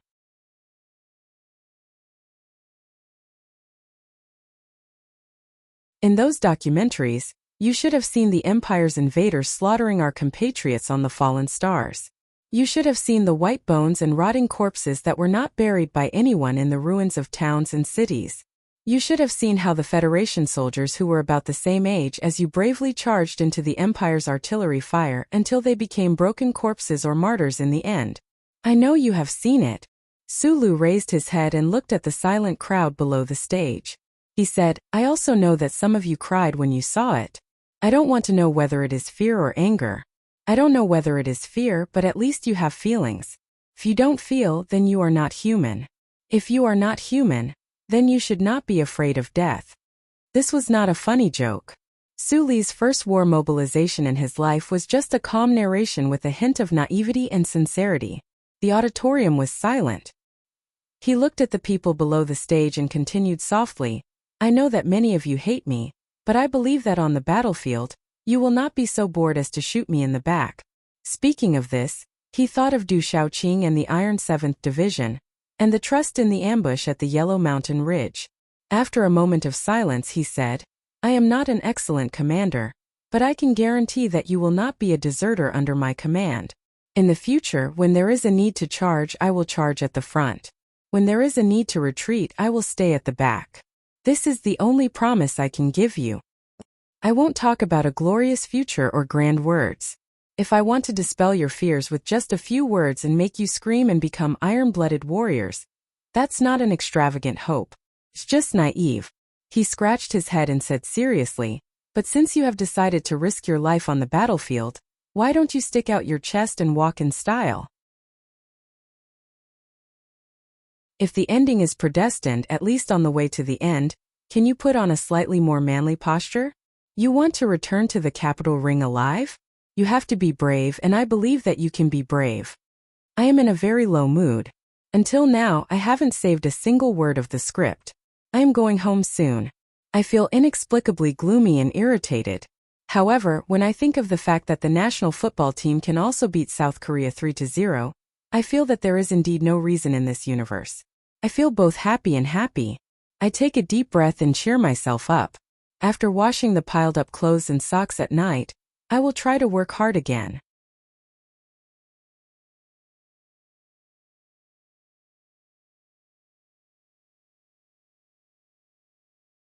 If I'm forced to release these old soldiers back to the Capitol ring, do you think it's fair to the Zhong family? Fair to you? Fair to the normal soldiers who die on the front lines? After hearing Su Li's words, Taeyeon fell silent on the other side of the phone. After a moment, he said softly, "The Zhong family needs their own sacrifice to obtain military power that they shouldn't have in this democratic society. And I'm only doing this because of my strange nature. Otherwise, I'd be in the Capitol ring watching the news on TV right now. You have to admit that some people are naturally more important in this world." No. Su Li's answer was simple and clear. There shouldn't be such people in this world. There was silence on the other side of the phone again. Taeyeon had been worried because of Mr. President's overly aggressive actions this time. As a friend of the knife, he didn't want to speak out because of the pride and reserve of the young master. Now he was angered by Su Li's stubborn and ungrateful attitude, and his breathing became slightly heavier.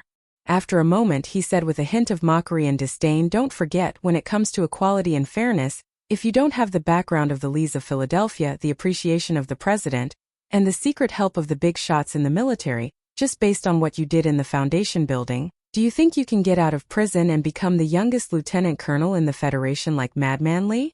Su Li's hand that was holding the phone tightened. He took a deep breath and said with a hint of undisguised anger, "I've never thought of myself as a great hero who saved the Federation, because when I went to kill Macklin, I didn't know that he was a spy for the Empire. But after all, I was the one who took his life. I was the one who smashed MX. I was the one who slapped Lin Yuanhu's face. And I was the one who was pardoned by the president." He said into the phone, "No matter when, where, or who, if they want to question me with the rank of lieutenant colonel, I'll be as strong as a fucking strong man."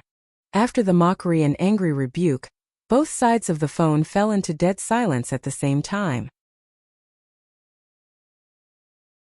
After meeting in the quiet library for more than 2 years, this was the first time that this pair of young people, who had a huge difference in status, temperament, and ideology, had such a strong conflict under the name of friends.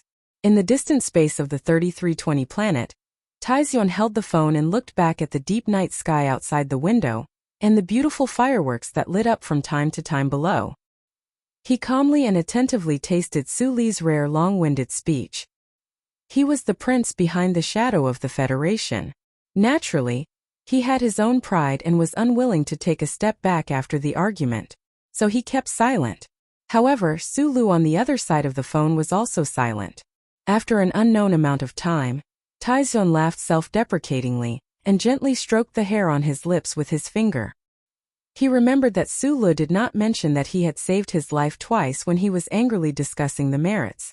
He understood that this stone stubbornly regarded those as personal friendship and not as righteousness. Thinking of this, his heart softened slightly.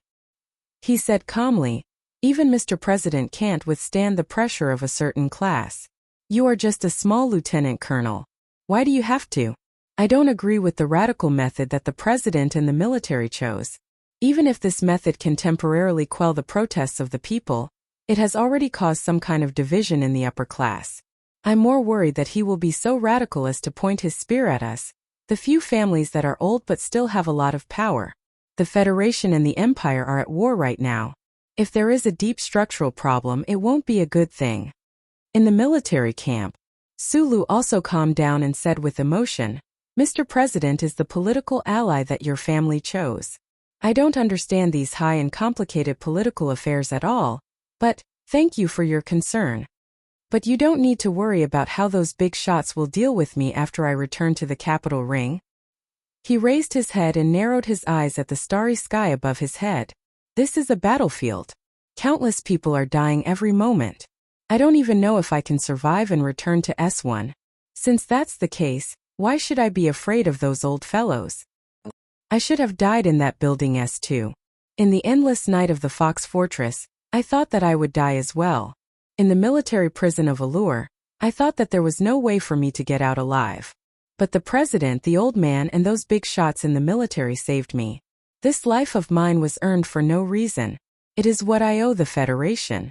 In truth, I am also afraid of death, but those people from the Empire have to be driven out, right?" Taizion said calmly, "Yes, this is a truth that doesn't need to be discussed." Sulu held the phone and laughed happily, revealing his white teeth. "In the end, we still have a common language."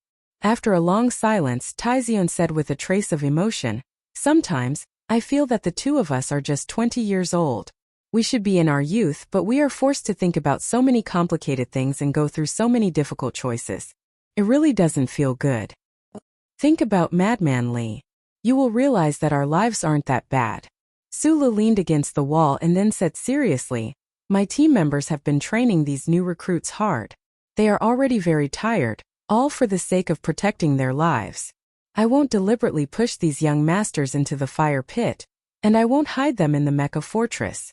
In fact, you and I both know that the mission this time won't be that bad." Taizion smiled and said, "You are right. The president and the military only need them to appear on the front lines, not die." After hanging up, he slowly retracted his gaze and lowered his head to think about his only friend in the distance. He thought to himself, where could there be a truly safe mission on the battlefield? A middle-aged man across the long table looked at him with interest and said, "You can't convince that rock. In fact, I really want to transfer him to the Westwoods to be my personal soldier." This middle-aged man was wearing the standard military uniform of the 4th Military Region, with stars on his shoulders. Although he was sitting casually, he gave off a strong feeling of a tiger's roar. His chiseled facial features were full of a sense of majesty. "I can't convince you either," Taizion replied calmly. "Mr. President and the big shots of the military all know of your military talent. Now that the war has begun, most of the 70 or so divisions in this star sector are still in the warships, occasionally going to the surface of the planet for a vacation. If this situation continues for a while, I am very worried that it will anger Mr. President. Is this the intention of the Tai family? Or, is this the suggestion of my confidential secretary?" The middle-aged general asked calmly. "The latter." Taizion paused for a moment and answered seriously. He controlled all the forces that participated in this war, had the qualifications to anger President Pabre, and dared to make the young master of the Tai family his secretary. In this part of the universe, other than the tiger of the Zhong family who fought against the Empire alone for more than 10 years, who dared to go against him in the Westwoods? Sulu hung up the phone and raised his hand to his forehead as if he wanted to pick the stars in the night sky. At this moment, someone walked over from behind him. Bai Yulan handed over the electronic manual and said softly, "The mission has been confirmed. It is indeed the Bureau of Proclamation's mission to reset the electronic monitoring network. The Bureau of Proclamation official in charge of technical guidance will meet us directly on Planet 163. Xiong Linquan, Lu Jiao, and all the members of Group 7 silently walked out of the auditorium and gathered together. Sulu took out a 37 brand cigarette from his pocket and began to seriously hand out cigarettes to the members around him. Regardless of whether they smoked or not, all the members took the cigarette seriously and put it on his lighter to light it up.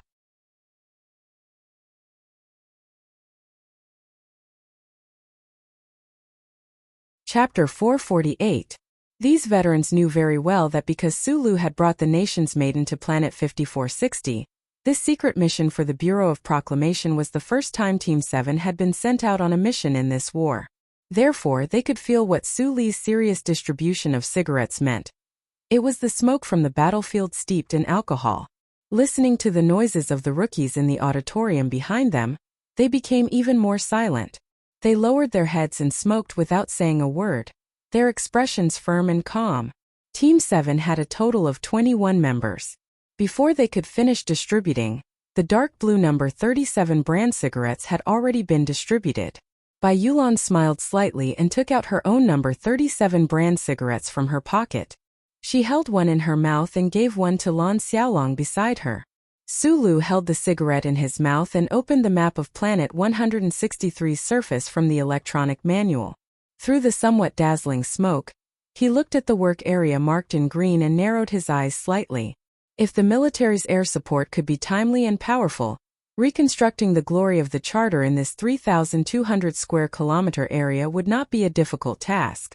At least, his troops would not have to be like Du Shaoqing's Iron 7th Division, fighting from Yellow Mountain Ridge all the way to the Northern Hemisphere. It was so tragic that it made one's hair stand on end. When can the Westwoods Military District send the 3D topographic map over? They should be able to get it when we get on the warship, Bai Yulan replied. The Imperial Expeditionary Force has occupied this planet for more than 40 years. Although they can't heavily guard every area on the planet, we still have to go deep into enemy territory, which is very dangerous. The most troublesome thing is that the Bureau of Proclamation's lowest level of electronic surveillance network setup is a bit complicated even for a professional engineer like me. These guys in the auditorium have only learned it for 10 days. Can they meet the minimum requirements? From the battle mobilization to the argument with his friends, it was rare for him to talk so much tonight, but he still had to continue. He rubbed his somewhat dry throat and asked. Everyone looked at Gu Shifeng at the same time. This young man with delicate features was the electronics technician of Group 7. These few days, the training in the military camp had been arranged by him.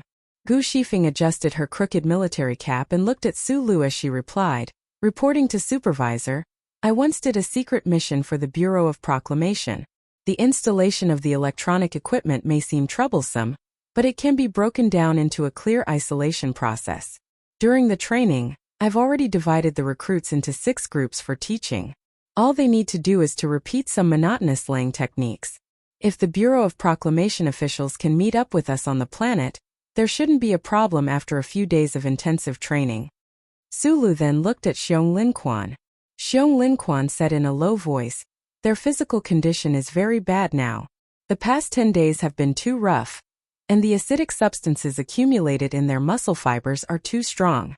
Although they have taken a lot of medicine, they can't digest it in a short time. However, if they can have 5 days of buffer time on the warship, then I can guarantee that when we arrive at Planet 163, these old soldiers will be in their best condition. Bai Yulan softly interjected, right now the space channel is too dense. Even if it's an emergency military mission, it will take at least 5 days to get to Planet 163 from the main planet. Su Lu silently and quickly flipped through the electronic manual. In the end, he raised his head and glanced at Ho Xiandong, the medical officer of Group 7.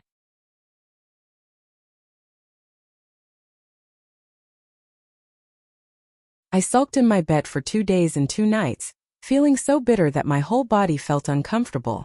Su Lu looked at him and thought of how he felt when he watched that play when he was young. He thought of those sour eyes that belonged to youth and couldn't help but feel like he knew Xiong Linquan well. But compared to the life and death of the artillery fire in the Westwoods, those sour feelings were actually so young and inexperienced. Rest early, we're leaving tomorrow. Su Lu patted Xiong Linquan's broad shoulder and said, our Group 7 can't live so sullenly on the battlefield. The crowd dispersed and the auditorium fell silent. There were old soldiers who were drunk in life and dreaming of death, members of Group 7 who were sleeping on their pillows, people who were quietly sitting by the window and carefully wiping their knives and bayonets, and people who were under the stars in the sky. Su Lu looked at the dazzling curtain of stars in the night sky and blinked his left eye. He said to the old man in his heart with a smile, I'm going to plant the seeds for you. Then he saw the word, thank you with his left eye. There was a shiny cobblestone that was washed by the river and shattered into pieces. It was like the most famous spicy hot pot in the capital's special district. It was heartbreaking and painful. Then more stones were shattered into pieces. The yellow sand and black soil in front of the temporary bulletproof pit jumped up and sputtered sorrowfully. It sprayed on people's bodies and covered them with a thin but scorching layer. Peng's fingers pinched hard on the soil mixed with blood in front of him and quickly and helplessly gasped for breath. Through the transparent helmet in front of him, he looked at the dense white lines of bullet marks above his head and listened to the sharp screeching sound. His whole body was completely stiff. Although his body was full of strength, there was no way for him to use his nervous system to command his bones and muscles to make the correct response. A second ago, his comrade beside him was hit by a few bullets from the Empire. Blood spurted into a beautiful straight line. At that moment, Peng turned his head in shock and found that, just like in the movies, his comrade's heavy body was hit by a few high-speed bullets and flew back at a high speed. It was like a bag of flour that was hit by a heavy blow, and then began to spray flour. Was this a real battlefield? Peng buried his head in the soil and trembled in fear. His eyes began to gradually disperse. He did not see his comrade holding a Qian machine gun and counterattacking with flames, nor did he hear what a veteran was roaring angrily not far away. He could only hear the dense roar of the Empire's guns and cannons. He could only see the churning and sputtering soil in front of him from time to time. He could only see the terrifying and disgusting color of human blood in the soil. After all, he had learned some things from the military camp when he was in that shady 8384 unit in the Harbor City Garrison Guard District. In the 10 days before he came to this planet, he was tortured by those ruthless mercenaries and was forced to learn even more countermeasures on the battlefield. As the only male in the family of the Deputy Speaker of the Federation, he was without a doubt a real first-rate rich kid. In the prosperous capital ring, in the bizarre world of senses, he had seen blood, drugs, and even death. However, when he came to the front line of the West Woods, he realized that what he had seen before was fake. Between the whistling bullets and the smoke, he was a little absent-minded. He had completely forgotten the tactical manuals that he had learned. He only knew that he was as stiff as a piece of wood and as cowardly as an ostrich under the fortification, not daring to raise his head at all. Wiping the blood on his face with the most careful movements, he looked at half of his finger that was only 10 centimeters away from his lips. Breathing in the scorching air, he suddenly had the urge to vomit. W3 Team, retreat at full speed.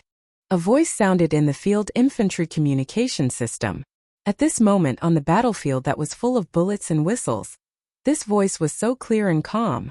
It was so calm that there was a sense of indifference to life and death. It was like a young lady in a top club in the capital's special zone, using an indifferent tone to evaluate the bloody wild beef in front of her. Inside the Silan military camp, Peng and many others were already incomparably familiar with this voice. It was because this voice had once made them roll on piles of shit, blister all over under the scorching sun, and gave them endless humiliation and torment. But at this moment, this voice in their ears was as pleasant as the music that floated from the sky. Yes, W3 Team. In the face of the parallel fire of the Imperium's light armored troops, W3 Team had the best chance of survival by retreating in two flanks.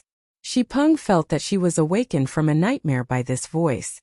Her right hand trembled as she pried open the broken finger in front of her, and found her gun from the foamy dust. After a few rapid breaths, she suddenly turned around and ran to the back of the camp. The gunshots sounded behind her, louder and clearer than the beating of her heart. With a pale face, Peng ran desperately like a rabbit and crossed a gentle slope behind the simple fortification. With a bang, she fell heavily into the muddy water. The dirty muddy water flowed down from the infantry's helmet and blocked his vision. She desperately wiped the muddy water off her helmet, but she could only vaguely see the smoke around her. She did not know where to go at all. In an instant, a feeling of despair rushed into her chest, making her legs feel like they were filled with lead. She increasingly felt that the gunshots of the Imperium behind her were like countless rapid, life-threatening drumbeats. She stood at the bottom of the gentle slope in a daze. She seemed to hear the sound of the Imperium's armored vehicles around her, and then she heard a whooshing sound. A palm slapped her hard on the cheek, creating a clear and crisp sound through the hard helmet. Shipeng was heavily knocked to the ground. Almost at the same time, an Imperium's light-guided rocket flew over with a whoosh and burst into flames in front of her. She looked back in shock. Su Lu, whose face was full of smoke and dust, panted and said, "Show us the map and retreat to the red dot."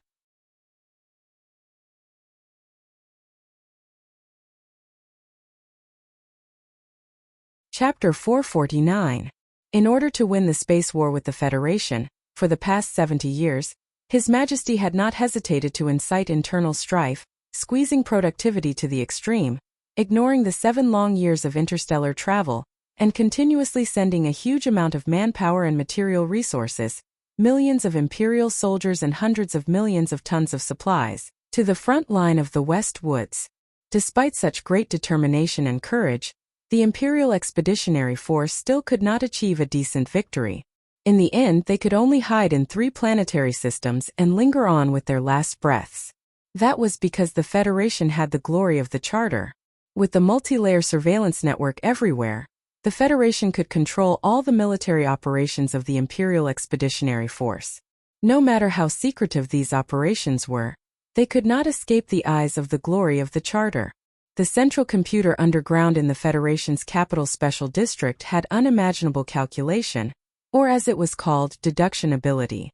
With the help of the central computer, the mobilization of the Federal Army could be achieved to the maximum extent of instantaneous and automatic. It was like a battle between 2 experts.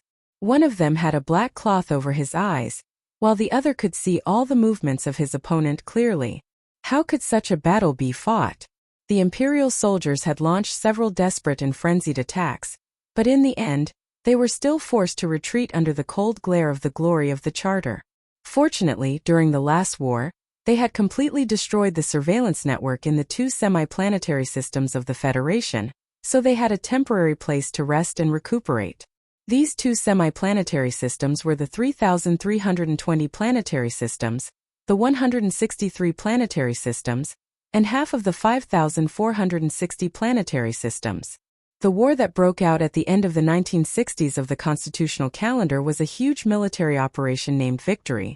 The strategic goal that had to be achieved was to drive the invaders of the Empire away from the 2.5 planets that they had occupied for decades. In order to achieve this strategic goal, and to reduce the terrifying investment of military resources and the number of deaths of soldiers as much as possible, the first thing that the Federation military authorities had to do was, of course, without a doubt, to reconstruct the heavy surveillance network so that the glory of the Charter could shine through the darkness at the edge of the West Woods again, so that the Imperial Expeditionary Force hiding on the 3 planets would become a black spot that was not new under the sun. There was nowhere to hide and nowhere to run. Since the flames of war ignited on the 5,460 planetary system, the federal military began to speed up the pace of reconstructing the Charter network.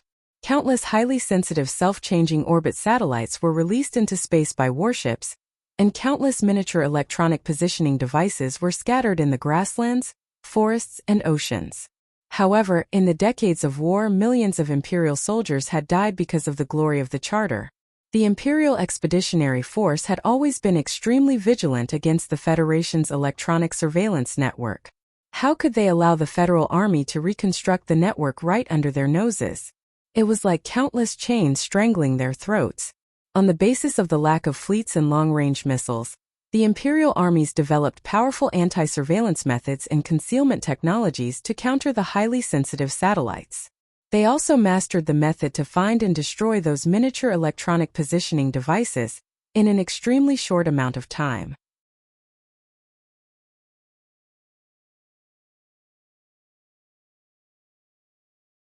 From the corner of his eyes, he saw his subordinates retreating under the cover of the heavy machine guns. His mood was slightly relieved. This was also the first time he had encountered a real battle. In the Yellow Mountain range of Planet 5460, operating a mecha to fight was completely different from just wearing the equipment for individual soldiers. However, for some reason, he narrowed his eyes, listened to the sound of guns and cannons, and smelled the faint burnt smell of gunpowder. He did not feel any sense of panic. It was as if the dangerous battlefield was originally the place that his big heart was most familiar with. He used his left hand to pull a thin rope on the edge of his bulletproof vest. The end of the rope was a video storage device about the size of a fingernail.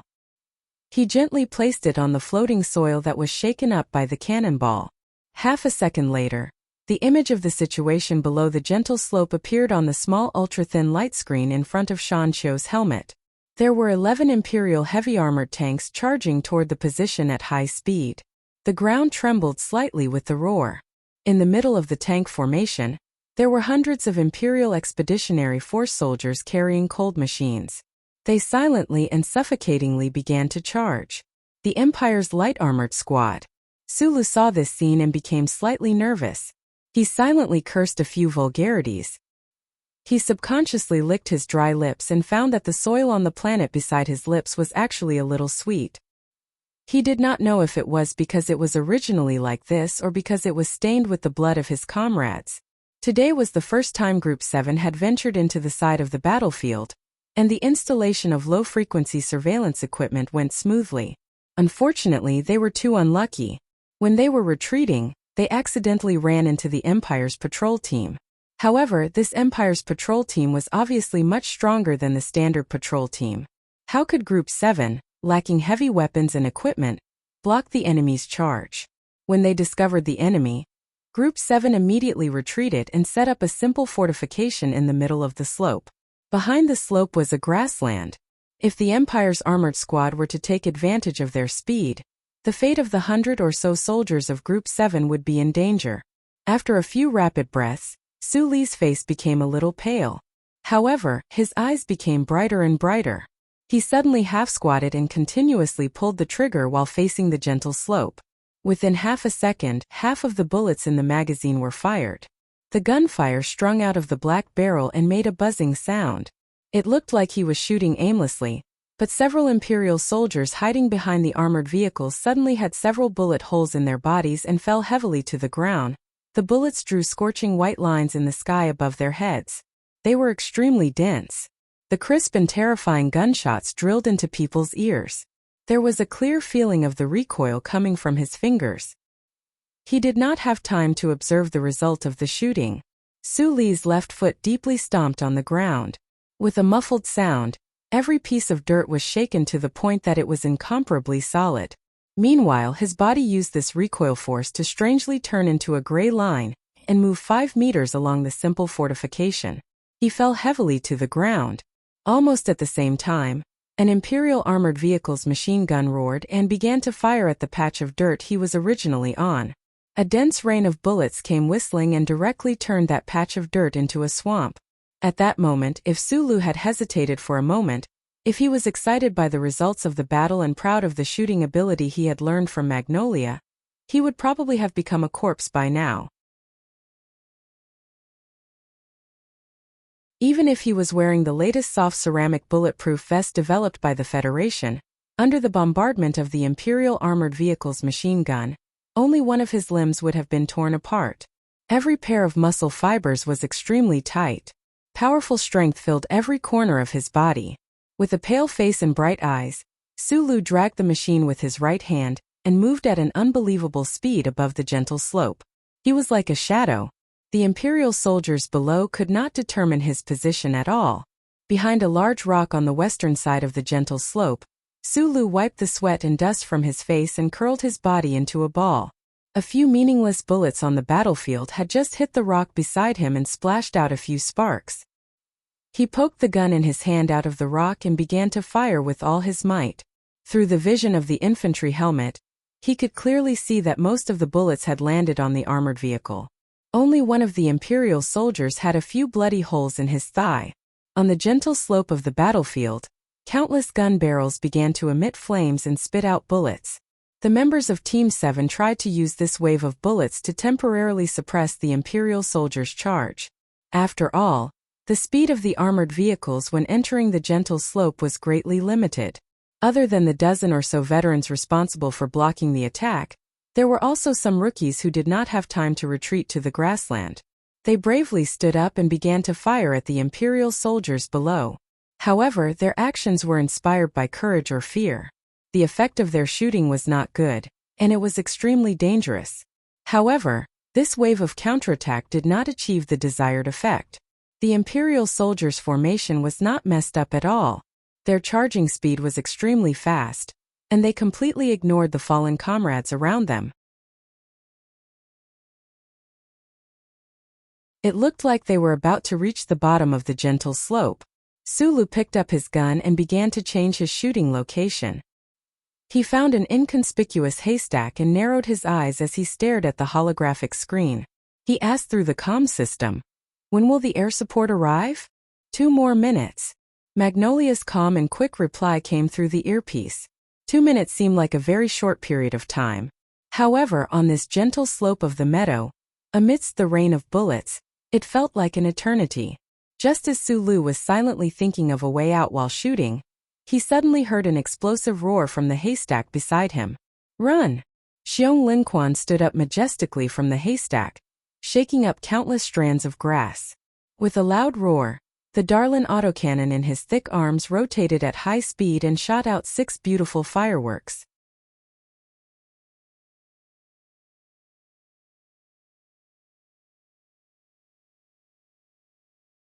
Chapter 450. The year of the tiger is coming, and the wind is blowing fiercely. I wish my brothers and sisters that the men are full of vigor and might, and the ladies be fierce tigresses at home. I don't mean to be derogatory, but I wish everyone's whole family good health, and the elders good health and a long life. Another thing is to apply for leave until the 5th day of the Lunar New Year to resume writing. 2 nights ago I spent the night in Harbin. I painfully struggled with myself for a long time, wondering whether I should write or not. The leader took out a coin and I lost the bet. So with red eyes I wrote yesterday's chapter. Yesterday evening I arrived in Yichang, and it went very smoothly. I thanked the relevant authorities for their support for my return home. After that I drank some wine and felt very good. When I woke up this morning without any battle, I very seriously decided to apply for leave from everyone. I will resume writing on the 5th day of the Lunar New Year. Because it is the Lunar New Year, I need to visit relatives, drink wine, and have some fun. I have always had a dream, for writers like us, to be able to rest for 2 days a week, and to be able to take the entire year off with pay. We can't skip the Mid-Autumn Festival, National Day, and so on. Marriage and maternity leave are a must. What kind of realm is this? However, that can only be the treatment of a wife. I do want to, but during the Lunar New Year I need to take a good rest. It just so happens that the recommendations for the past 2 days have been pretty good. I am very sorry to the editor who loves me so much. I bow. Speaking of which, there is a young girl editor in our group called Hai Xing. I haven't seen her yet. Speaking of which, whether it is the Suzaka story or the year of the Qing dynasty, I seem to have been resting for the past 4 or 5 years during the Lunar New Year, right? This is really something. To be able to tolerate a lazy, leisurely, fat, middle-aged man like me, who pretends to be looking for happiness all the time, but is actually a shameless fat middle-aged man. For so long, you guys are really great.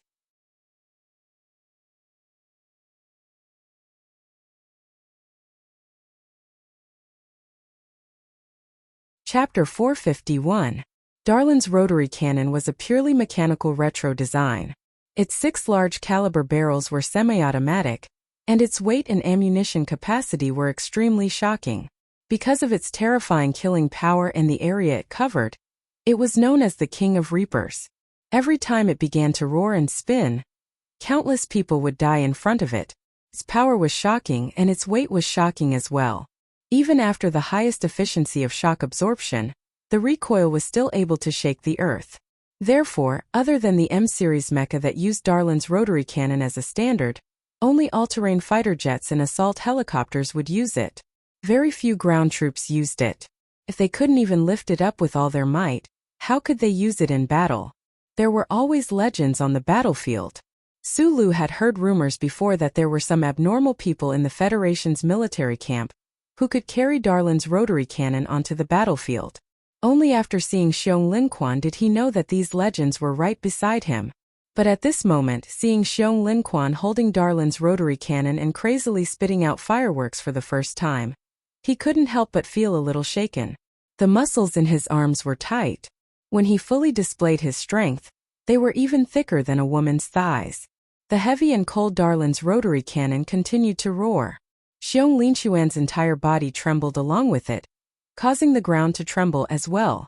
Amidst the loud and muffled gunshots, Darlin's rotary cannon's bullet shells were exceptionally delicate compared to the gunshots. They densely packed and rained down on Su Li's body. His face burned with pain, but he didn't follow Xiong Linquan's instructions and immediately change his shooting position.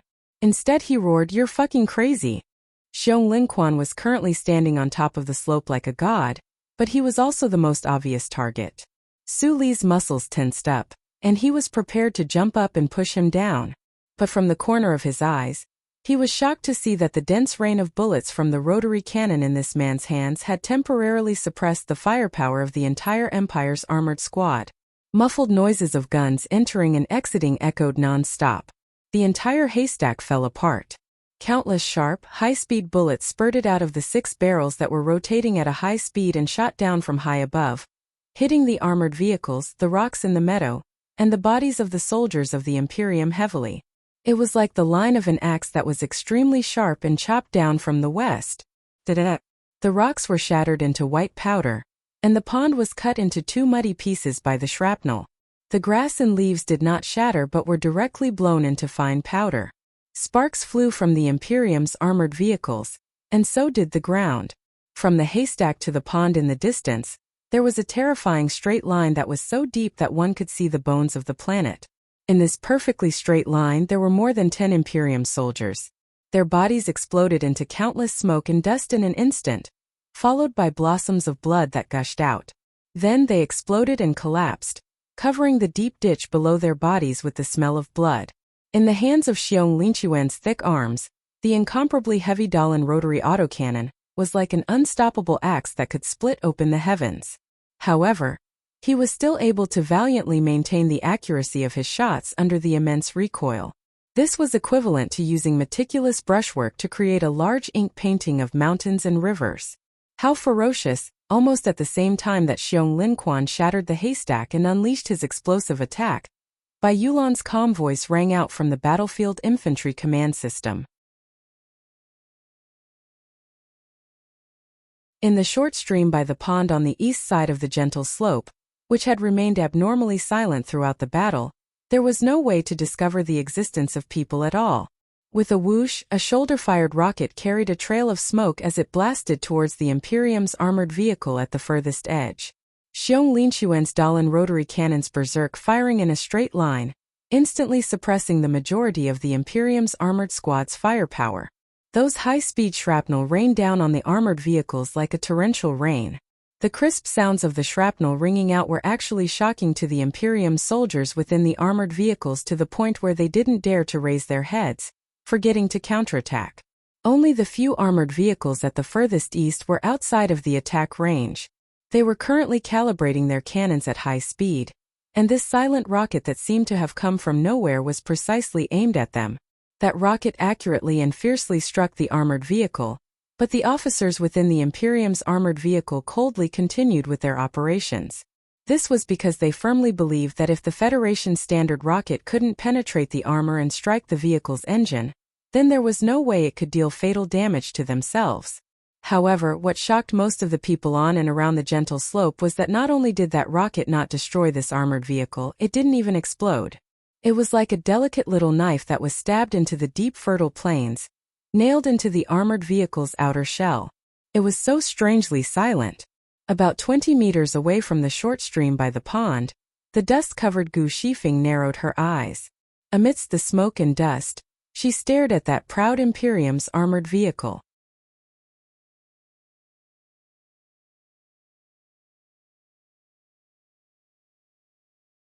Instead, what was worrying was that the backs of the soldiers who were the first to retreat were still so clear. Could they hold on for 2 minutes?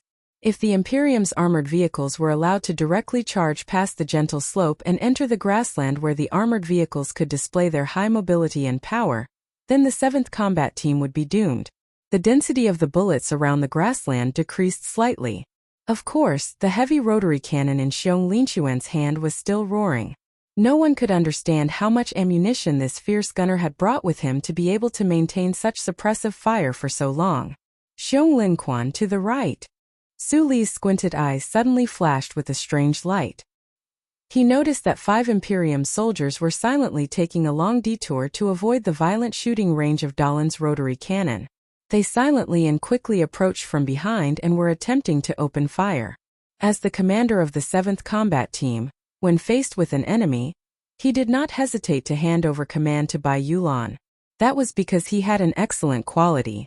He knew what he was good at and what he should do. Therefore, when he stood under the rain of bullets, he did not have the intention to stand up and open fire with Dahlon. Even when he noticed that there was movement behind him, he only shouted, "Big Bear." "What, boss?" Xiong Linquan's tan face was flushed red. The veins on his thick arms bulged, as if they could explode at any time.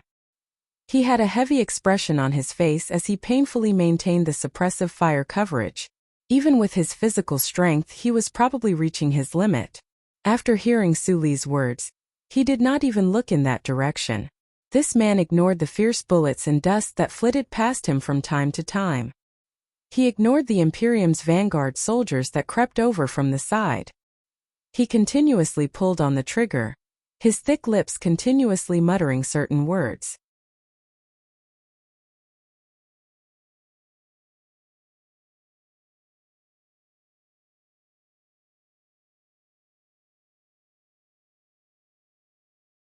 Chapter 452. No one could use their body to block bullets, not even war godly Pifu. But could that godlike old man dodge bullets? Su Lu, who had charged out of the smoke, didn't have the luxury of time to consider this question. When his military boots broke through the mud and rushed down the slope, he already understood that the so-called dodging bullets was actually avoiding the enemy's gaze, arm and muzzle. Then, closing the distance at high speed, killing the enemy at close range, or escaping in a hurry. Theoretically speaking, a single glance could cover tens of thousands of miles. Adding on the fact that the nerve bundle had less than 1 meter of time to judge, the time it took professional soldiers to aim and fire was so short that it was negligible. Moreover, on the battlefield, there was often no need to aim, such as the 5 Empire soldiers who had made their way to the west side of the meadow. Therefore, even though Su Li's movements were as fast as a jaguar, he still put himself in absolute danger. In this universe, there was no one who wasn't afraid of death. Even the heroic and ruthless madman Li, and the majestic godlike Li Pifu wouldn't try to use their own flesh and blood to meet the bullets of the Empire soldiers. However, Su Lu had no choice but to jump. He had no choice but to temporarily disregard his own life and death. The officer of this light armored squad of the Empire had probably already set his eyes on the west side of the meadow when Team 7 had quickly retreated to set up their defenses at the beginning of the battle. The 5 Empire soldiers who had snuck over had extremely high military attainments. Their movements were too mesmerizing. As a result, the members of Team 7 who were hiding in the meadow were unable to effectively fire at them. However, these Empire soldiers were about to threaten Xiong Linquan's flank. Something that could make Su Lu disregard his own life and death was naturally more important than his own life and death. For example, the life and death of the members of Team 7 at this moment. In order to kill these 5 Empire soldiers, he had no choice but to charge out and jump down. He charged toward the road ahead that might be bloody and bleak, jumping into the pit where life and death were hard to say. "Su Lu, come back." A voice that could no longer remain calm came from the infantry system. The soldiers of the Federation who were lying behind the meadow saw that their highest commanding officer had actually rushed out of the fortification like a suicide squad member. They couldn't help but feel a chill run down their spines. Bai Yulan, who was in charge of commanding the front, was even more furious and frightened to the extreme. Su Lu could no longer return. After he rushed out of the construction site, he went straight to the western edge of the meadow where the slope was the steepest. Instead of slowing down, he quickly turned his feet and stomped on the soft mossy soil step by step, rushing straight down. In just half a second, his terrifying speed made his body turn into a gray afterimage.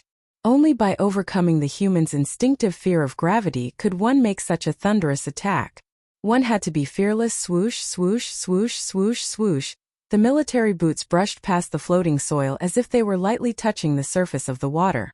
However, the heavy force transmitted into the ground, shaking out deep footprints and dust. In an instant, Sulu rushed straight 30 meters like lightning and arrived in front of the 5 soldiers of the Empire. The 5 soldiers of the Empire saw him jump out of the fortification, and the moment he rushed towards them, they opened fire without hesitation. Bullets rained down, but in the end they were still a bit too slow.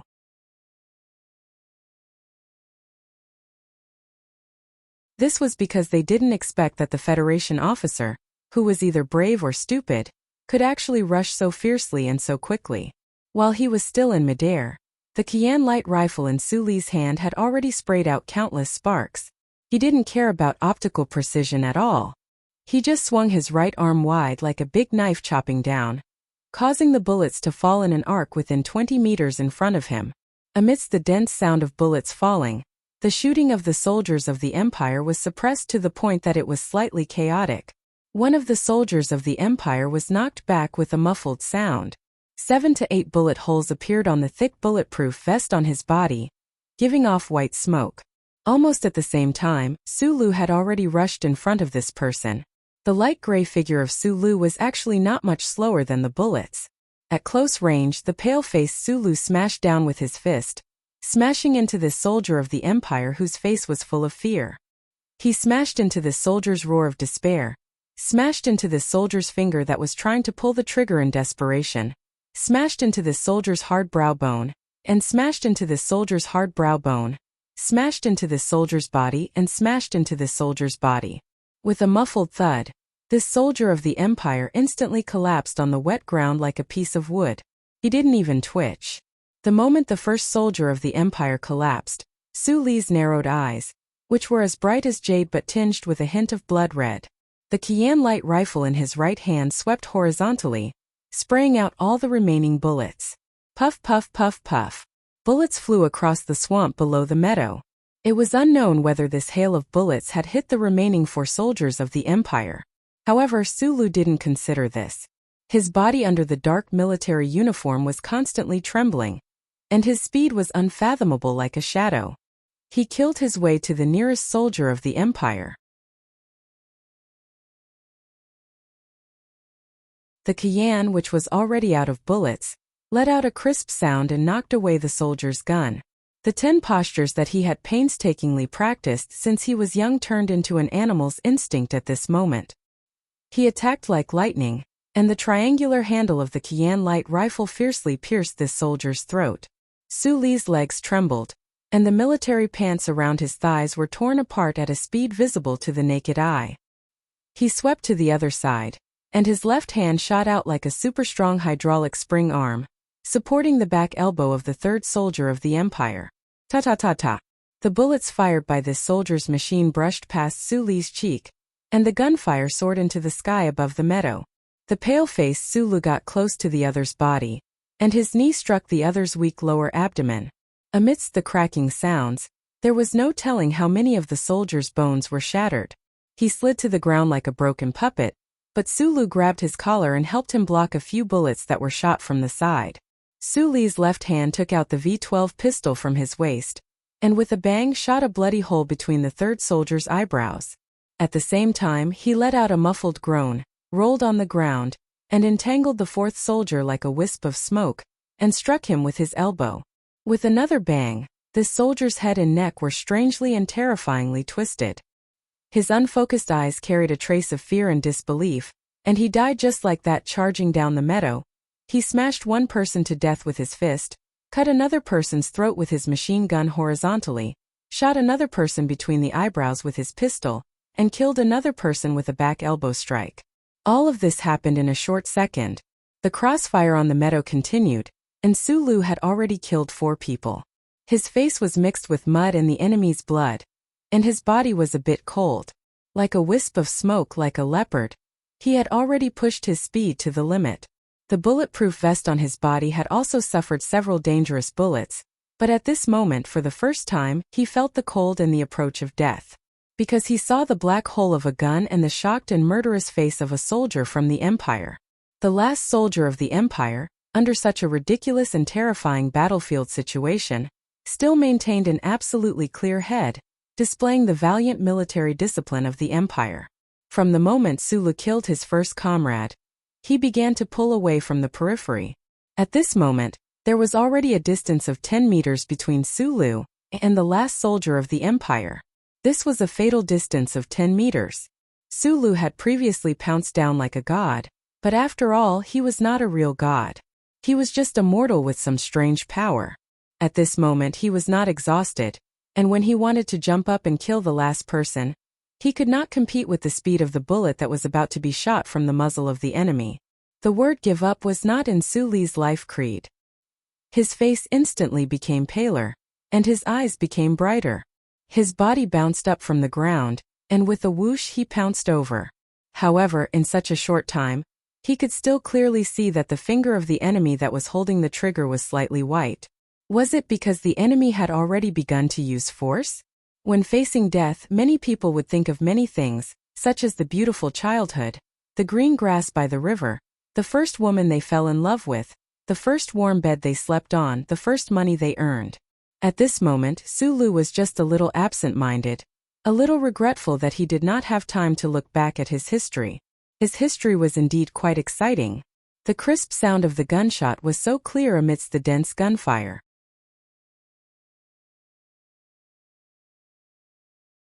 His body suddenly shook and fell to the ground.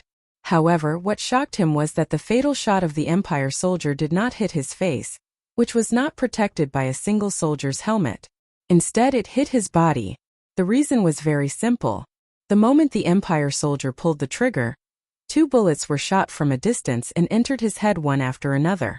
This person was so focused on distancing himself from Su Lu that he did not notice that his body was finally exposed to the muzzle of the Federation soldier's gun. The Empire soldier fell to the side of the pond with a loud crash. Blood gushed out from his throat and between his eyebrows. His body twitched slightly and then he could no longer move. On the meadow, Magnolia's face was pale as he looked away from the 21-26 long sniper rifle. This was the first time he had made a move on the battlefield today, and he had demonstrated the comprehensive qualities of an excellent sniper. The title of Magnolia was indeed well deserved for him. The battlefield above and below the meadow seemed to be silent for a few tenths of a second. The slightly lower frequency of the whistling of the bullets and the shouts seemed to have been blown away by the wind on this planet. Not a trace of it could be found anymore. This was a psychological feeling. Group 7 and the Empire's light armored squad were both shocked by this scene. Both sides were controlled by a feeling called inconceivable. The 5 Empire soldiers who were hiding on the west side of the meadow were all killed in a short encounter. All of this happened too fast.